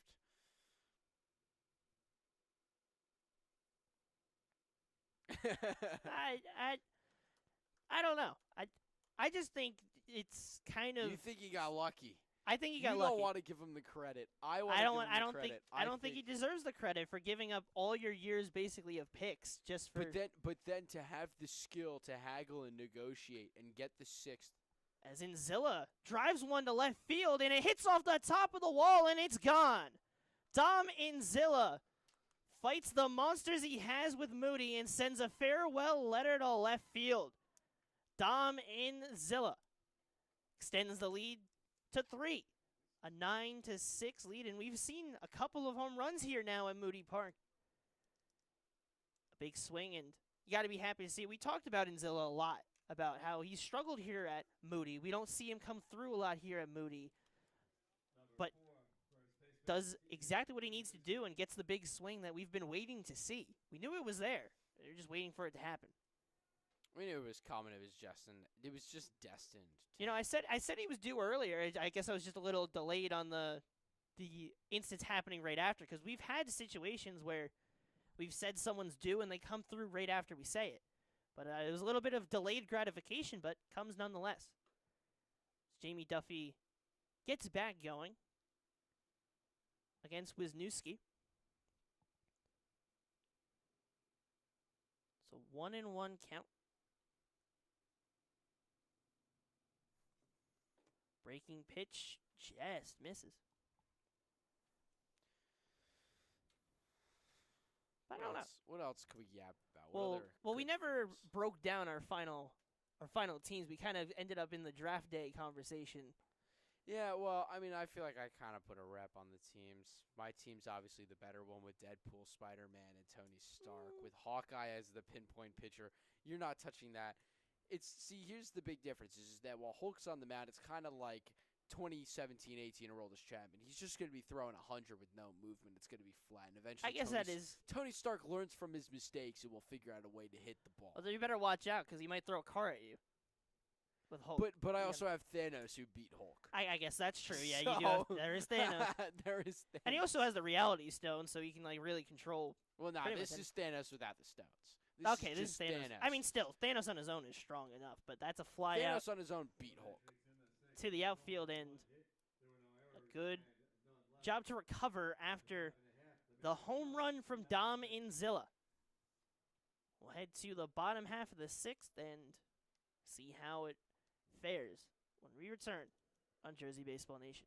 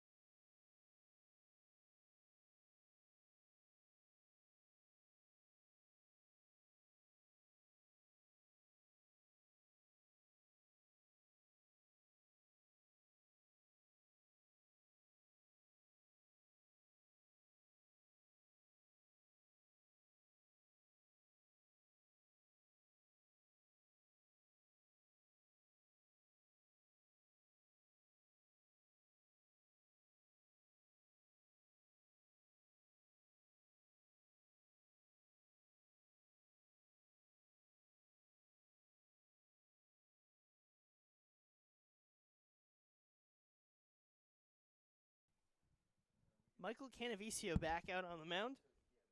Nick Garbusian at the plate. Swinging and a miss on pitch one. The Mammoths put up 5 hits and 4 runs on him in the 5th. Trying to get back to that kind of momentum, and they're going to need it after Inzilla added an insurance run. Ball inside. For Bonner today, he's had a big swing in game 1 that ended up being mirrored or covered by the fact that the Matrix ended up pulling out the win in that one. And in this game, he's hit a 3-run homer, but it might end up getting masked again if the Mammoths are not able to bring it back in. A pitch inside called for a strike. Canavicio with 2 strikes on Garbusian. Canavicio gets set. 1-2 misses outside. Not close enough for consideration. Get his hat reset. You always want to have that hat just where you want it. I know the feeling sometimes. It's just you gotta you put the hat on and it just doesn't feel right. You gotta take it off, put it back on, make sure that it's aligned the way you want it. But count has moved to full now. Garbusian has worked a long at bat. Kept it alive so far, but Canavicio trying to close it. 3-2 misses inside, so a leadoff walk for Garbusian, and the Mammoths once again with a leadoff base runner. A trend we've seen across the day so far. Number 0, left fielder Adam Clark. Stepping in now is Adam Clark. All right, so I had this conversation the other day with Charlie, and I now need to have it with you. Okay. Top 3 movies, favorite movies all time. I'm not good at thinking of like. Too bad he says. I like. I mean, it's not gonna be like favorite, but I like 7 Okay. with Morgan Wallen, Brad Mhm. Pitt, Kevin Spacey. Really good movie. Good pick. Good Good horror pick. movie. You know what's in the box? Okay. So you're a horror guy. Not necessarily as. Was foul ball. I hate horror films. Really? I do not like. I want to see being Obsession. scared. That's what I want to see. I haven't seen will it yet. not touch that with a 10-foot pole. So you don't like? Do you don't like horror in general or psychological horror? Like what? All of the above. Just man. any of the. You just don't All like of the being scared. above. I just don't like being scared, bro. What do you I feel hate about it. roller coasters then? Not a fan. Okay. But that's Okay. that's for a different reason. I also don't like roller That's coasters, but I because- was curious if it kind of tracked where you don't Nope. like being scared and then you liked roller coasters would be really interesting. No, it's not because I don't like the thrill or being scared. It's because I feel like it's gonna fall apart. I feel like Murphy's Law. The one day I actually ride on the crazy coasters, the day it breaks. That's my fear. Is that I know that there's safety checked and this, that, and the other thing. But the one day I hop on, the Superman at Six Flags or something, it's gonna come falling apart. So I'm okay with my kiddie coasters if I even Yeah. do go on. I- I'm a water park guy. I'm a water park guy. Okay, that's fair. I'm not really a big roller coaster person either, but the one ride that they got rid of that made me sad was they got rid of King Ka. Oh yeah, I heard about that. I loved King Ka. Yeah, I would never even consider going on Kingdom Come. 2-2 and a late call, but strike 3. One that was definitely in the zone, but everyone was sat waiting for a second. Clark will go down on strikes. Nah, see, I That's think Ray I think Mulhern. I've been to Six Flags once in my life, and it was on I've a been school trip. I've been twice. I've been at least once. I went a couple of days, and I'll tell you, the highlight of that was walking back to the buses watching college baseball. Fair. That was my highlight. Was leaving the park. Actually, the highlight of the trip was First pitch sitting strike. in the hotel lobby with the hotel manager enjoying leftover pizza from a party before us and watching playoff hockey. Ooh, listening yeah, to this playoff guy- hockey is hard to beat. Listening to this guy tell me his stories about how he was diabetic and his best friend was an absolute jerk and would bring him foods that would kill him. The 0-1. Mulhern chops it high to left watching- side, and it is foul. I think it was the Canucks were playing. I forget who, but good times, man. Good times. That was my favorite part of our Six Flags trip. Was not in the park itself because I was not doing any roller coasters, man. Nah. Wait, so what's your last film? Well, my problem is I haven't seen a lot of films. But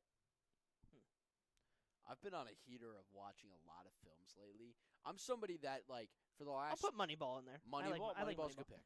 For the Accuracy a last- little bit off, but it's a good movie if you take it as a standalone as a film. Well, you've got to take all sports films with a grain Well, of yes. salt that they're going to take creative liberties.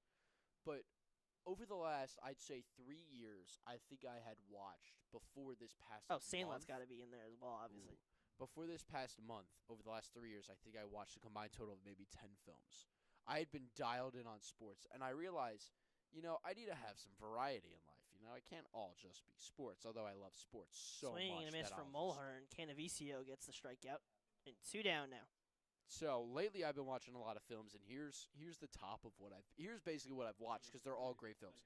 Scarface, Okay. Carlito's Way, Interstellar are like the top 3 that I've watched within the last week. Oh, great. Oh, and The Odyssey, of course. Yeah. But I've watched those 3 films, and as we see Q Williams step up with Adam Clark's helmet again now. Pitch. Strike on the outside half. So those are some of the top films that I've seen, and on my list, I've got Memento because I'm dialed in on Christopher Nolan films at the moment after The Odyssey. Well, you gotta have the mementos and all the things to track the stuff. That's part of the fun. So I haven't seen Memento yet, but I need to, and then I want to rewatch Tenet because I loved that film. It's just so meticulous and intricate that I loved it so much. So gonna rewatch Tenet, and then of course 0-2 swung on and missed. Canavicio shuts it down and evicts the Mammoths from being his tenant. We'll head to the 7th inning. We'll be right back with more ECCBL action.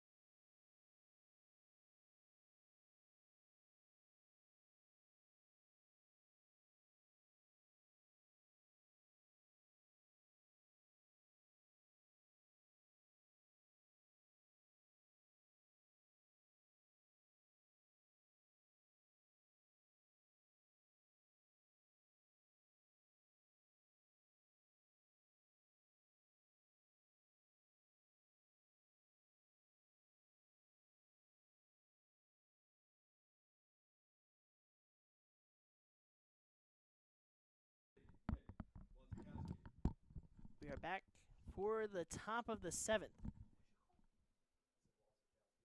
Nick Wizakowski in the box. First pitch taken. the Wizikowski. Nobody beats the Wiz. Delivery from Duffy, and that one is looped to second base, and Q Williams will get to it and make the play. And now it's the man of the day, the man of the hour, the man of basically any time period that you can put together today, Zach DeMario. Always finding his way on base. Just unstoppable so far. Trying to keep his day going, a player of Penn State Abington.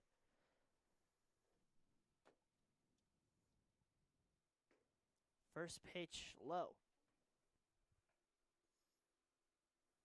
It's hard to find a player that's had a better day in the ECCBL than DeMario. I mean, really, you're only looking at guys like Lucas Albert and sometimes performance from Jack Hughes' teammate or Bonner across the season has had some strong days.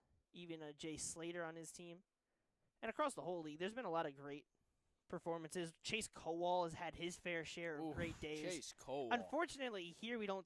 He has had big days here, but a lot of his big days have come when he's not here. But that pitch is high, and guess what we're saying? Zach DeMario is on base. What a shocker. Number 11 for the New Brunswick Matrix, standing on one of the 4 bases. Every single time today. So now Duffy will face Justin Benito. Swinging and a miss on the first pitch. Now, despite both being from Edison, New Jersey, at least to my memory, do not recall Justin Benito, at least knowing him in any fashion, but You know him now. probably have crossed paths at some time without even knowing, as he fouls off the 0-1. So 0-2 count. Benito's had a good day. He walked and had a single. But a 2-strike count. DeMario on first. And he hits it hard on the ground to right field. Steve will get in, and we know that DeMario is not going to test that arm. A really strong and accurate throw to Brandon Lowell. It was already too shallow for DeMario to consider, but Steve made sure to emphasize that you're not running on me. You're not going. That light is as red as can be. You look at the RGB, it is 100% red. 100% red, there for a 0% any other possible color that you could fathom putting into. Certainly the green is 0. Oh, definitely not. You're not. No green. Blue, I don't know. I don't know how blue would play into this factor. No blue.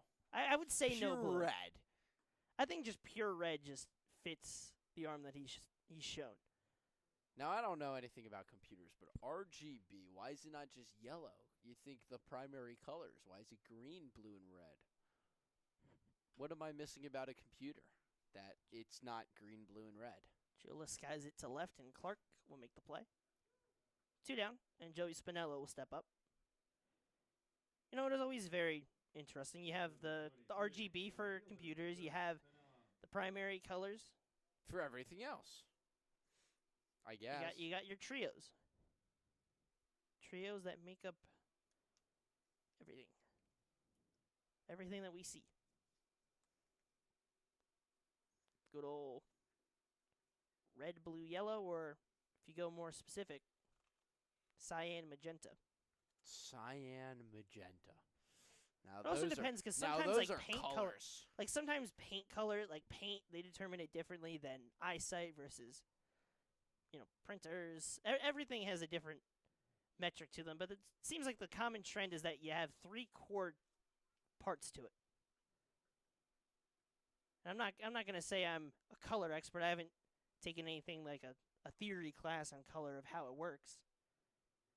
Just going on the good old eyeballs, which in the grand scheme, really, you never really know what if someone's seen. Nobody sees the world the same way. What we just title it the same thing, but you'll never know if they're seeing the same thing. Like we call the Mammoths jerseys red, and we call the Matrix jerseys blue, but Is it really? is it really? What is it really? That's always the question that I fathom. Is that if you consider it, you teach a kid, okay, this is blue, this is green, this is red, and you tell them that. But in actuality, what they could be seeing could actually be a different color. They just know to call that color. And any arguments on color really have no basing to them. Like if It's we're all arguing just if something, perspective. like you never know, but they're able to get the final out here. So we'll head to the bottom of the 7th. Where Well- philosophy continues. We'll keep thinking like Socrates and Aristotle during the break, and we'll come back maybe with our own theories to move society forward, maybe. When we return for the bottom half, the Mammoths with 3 outs remaining. When we return on Jersey Baseball Nation.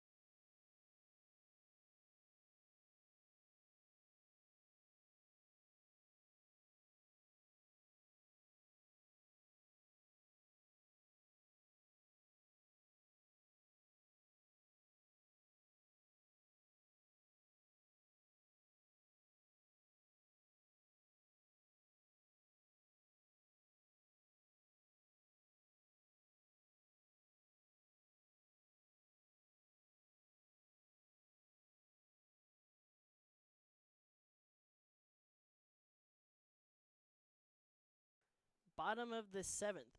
Joshua Uhas alongside Max Raymond and the Mercer Mammoths are down to their final 3 outs. And right as I'm talking, Chase Bonner. A base hit to start the inning. Once again, the Mammoths a leadoff base runner, and Chase Bonner continues a great day.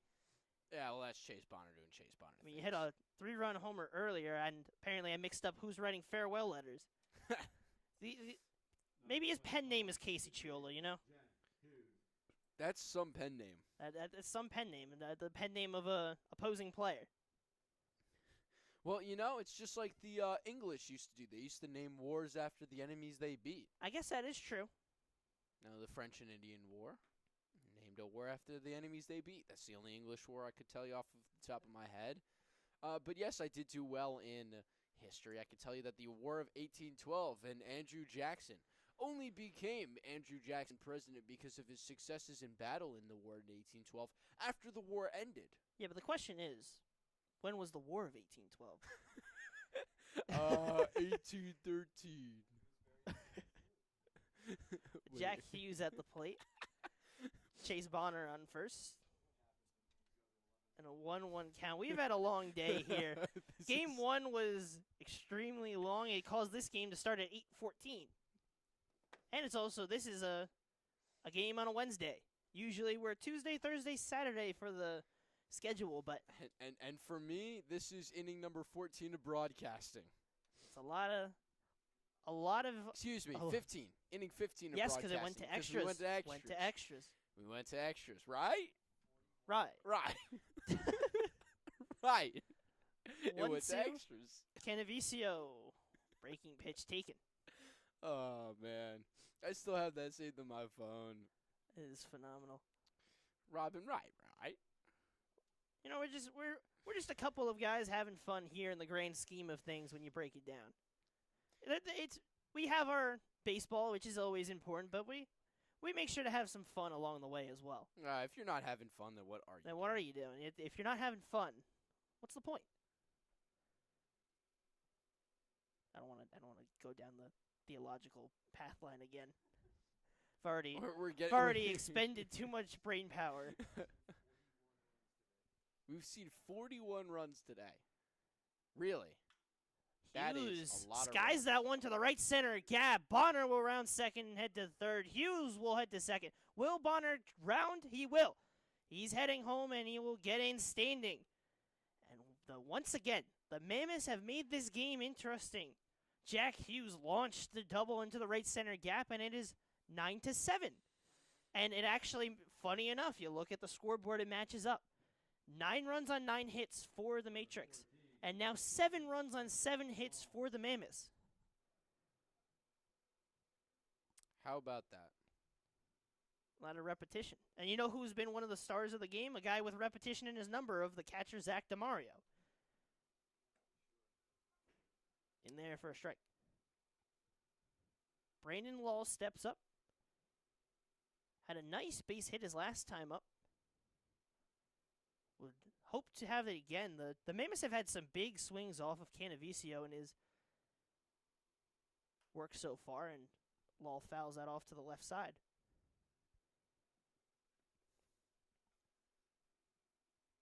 The Mammoths, you can just never count them out, and today has just been a wild one across the board. 14-11 was game 1, and it's currently 9-7, barring any comeback from the Mammoths.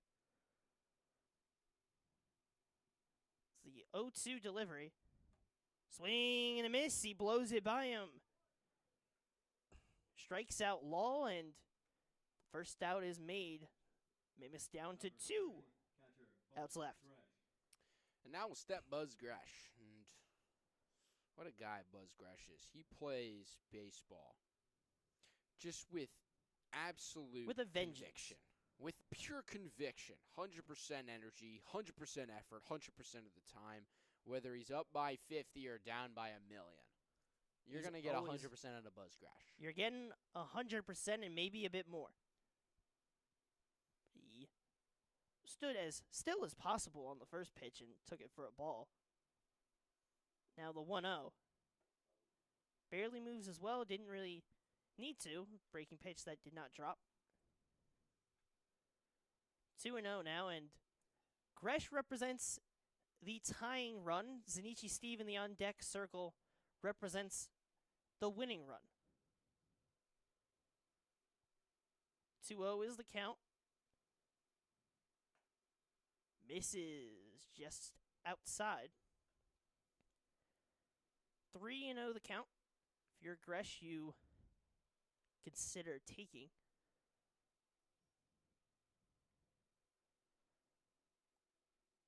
Three balls and no strikes. The righty delivers and in the zone for a strike.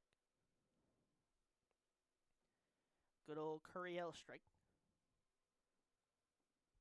Just one of those, you just get into the zone, get back into the count.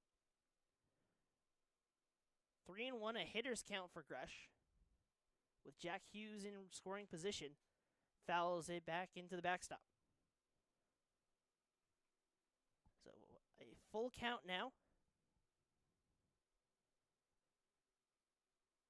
Canavicio trying to get his way to the end of this game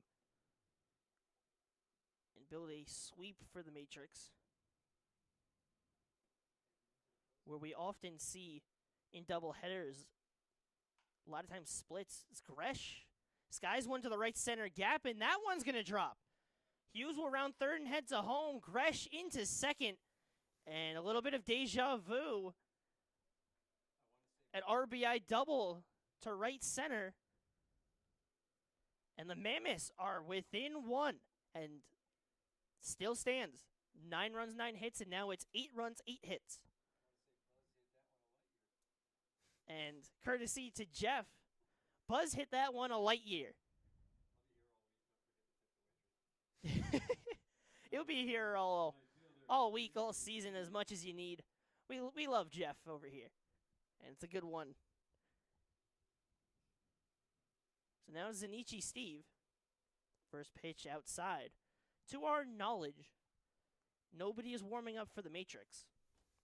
To our knowledge, but of course, You never know. There could be somebody hiding somewhere. There's not someone out by the There field. could be someone just throwing a plyo ball in the dugout and You never saying know. I'm loose. So. Grounded towards short, and it's not fielded cleanly. This time Rosado's unable to bring it down, and that is a crucial error there, as the game-winning run is now standing on first, the game tire on third.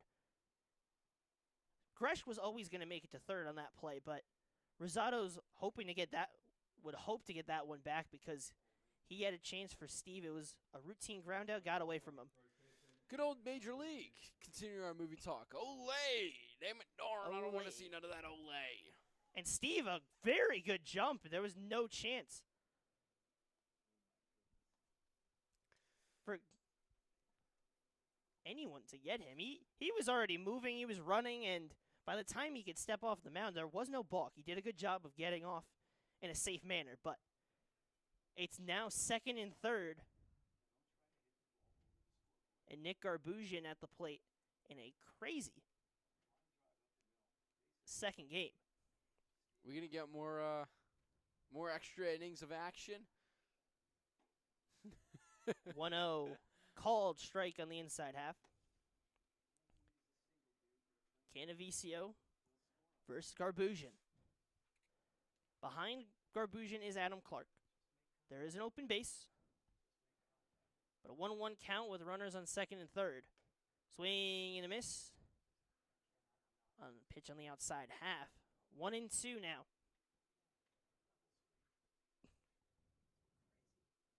Just needs a base hit. The infield is playing in. Just have to get one on the ground, and outfield's deep enough that Steve could score from second. A good stop from DeMario behind the plate. 2-2. Steve's got impeccable speed. He's gonna score from And second. good IQ. I mean, we saw on the stolen base, he was teetering his way forward. He started getting on the move and got second easily. The 2-2. Fouled off. Canavicio still just a long outing for him, but working to try and find the close to this game and lock down a sweep. A 2-2 pitch. Strong take from Garbusian. Misses on the outside half. The count moves to full. First base is open. Gresh stands on third. Znichi Steve stands on second. Adam Clark on deck. The payoff pitch. Taken outside, so the bases are loaded. Forces at every base. And the game falls in the hands of Adam Clark. Caught in the first game, the left fielder in game 2. Ray Mulhern will be on deck.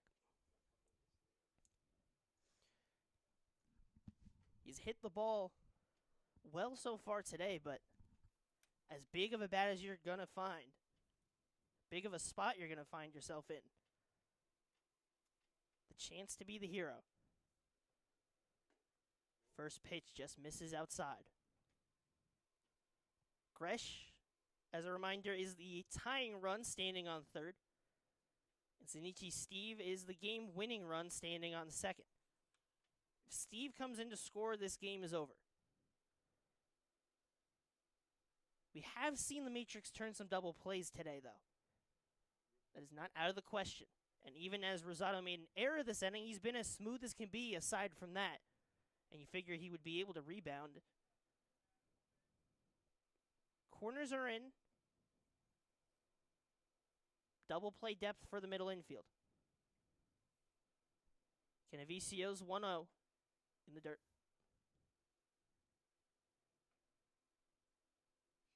2 balls and no strikes, and you can feel the tension that has been building since Koch really came out of the game. The Mammoths have kept attacking Canavicio after, as we remind you, no hits through 4 innings. Koch was as dominant as could be. He did struggle with some wild pitches that allowed for 2 runs in his outing, but aside from that was extremely strong. Was able to outlast AJ Madalena, but this game is flipped since Canavicio's come in. A 3-0 count to Clark. Misses inside. So a 4-pitch walk, and the Mercer Mammoths have tied this game at 9. So, game on the line, and it's exactly who you want. An all-star, a composed player, as reliable as you can get, as hard-working as you can get, Ray Mulhern. Do you bunt here? You could, but I don't know if you would. First one's fouled off. I think you just try and get it in play. You know Steve has good speed. Anything on the ground, you figure he has a chance to score. Obviously, you don't want to get it right to Perna. There is certainly openings. If he can get a little bit of opposite field, there's that gap between first and second. Canavicio's 0-1. Grounded to that right side, but Wisniewski gets it, and they get the force at home. Very good defense from the Matrix. It's a tough play. It's high pressure, but one you have to make. Almost a mistake, though, as nobody was covering home. If Garbusian was to catch on, they could have gotten dangerous, but a good job from Wisniewski. Gets the force at home, and 2 down, and we're awaiting Q Williams. What helmet is he has to find a helmet, and he's in Jack Hughes' helmet now. So that helmet definitely does not fit. We know Jack Hughes has been a hero before. Does the helmet have the power? We'll find out if it channels into Q Williams. See, where's Jack Hughes' helmet, takes the first pitch for a strike. Q Williams, another reliable guy for this team. Constantly finding his way on base, an all-star. Can he be the hero? Canavicio's 0-1. Fouled off. Down to their final strike. Canavicio, can he escape this inning. Can he survive? Or can Q Williams come through? The 0-2. Fouled off. So we'll try it once more. Garbusian, the game-winning run on third. The bases loaded. Q Williams. Michael Canavicio. The 0-2. Breaking pitch misses high. They're going to need as good of an at bat as you can find.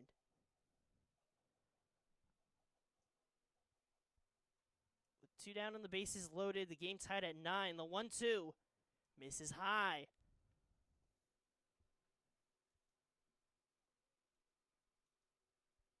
Williams survives for another pitch. 2-2 is the count. Canavicio, Q Williams. The delivery. Chopped in fair ground. Perna running in. He'll grab it and step on third for the force. And that will end the 7th inning. Two sides lockstepped at 9.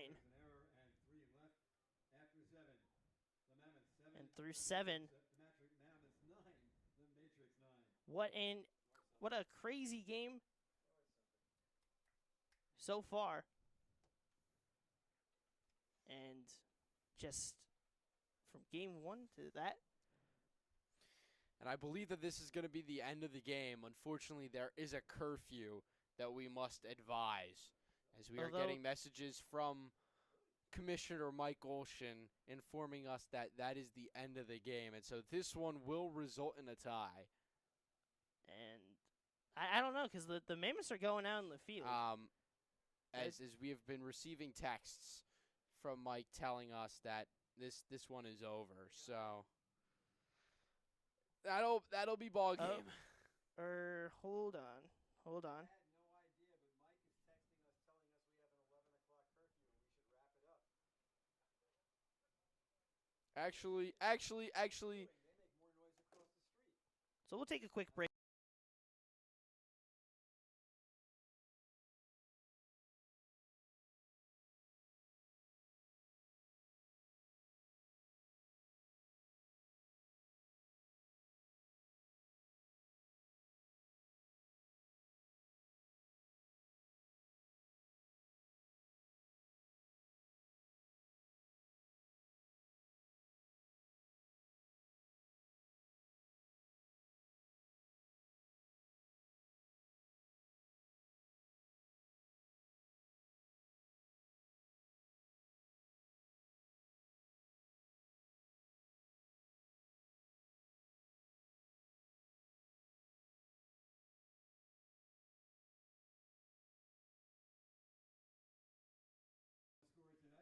So, end of the game, officially.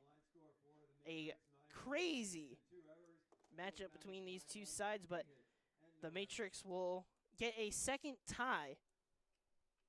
And what a crazy back and forth. The Mammoths nearly had the chance to walk it off. Canavicio escapes, and we end with a tie 9-9. We thank you for following along with us. Joshua Uhas alongside Max Raymond. That's all here from Moody Park for a crazy 2-game doubleheader. Final here, game 2, 9-9.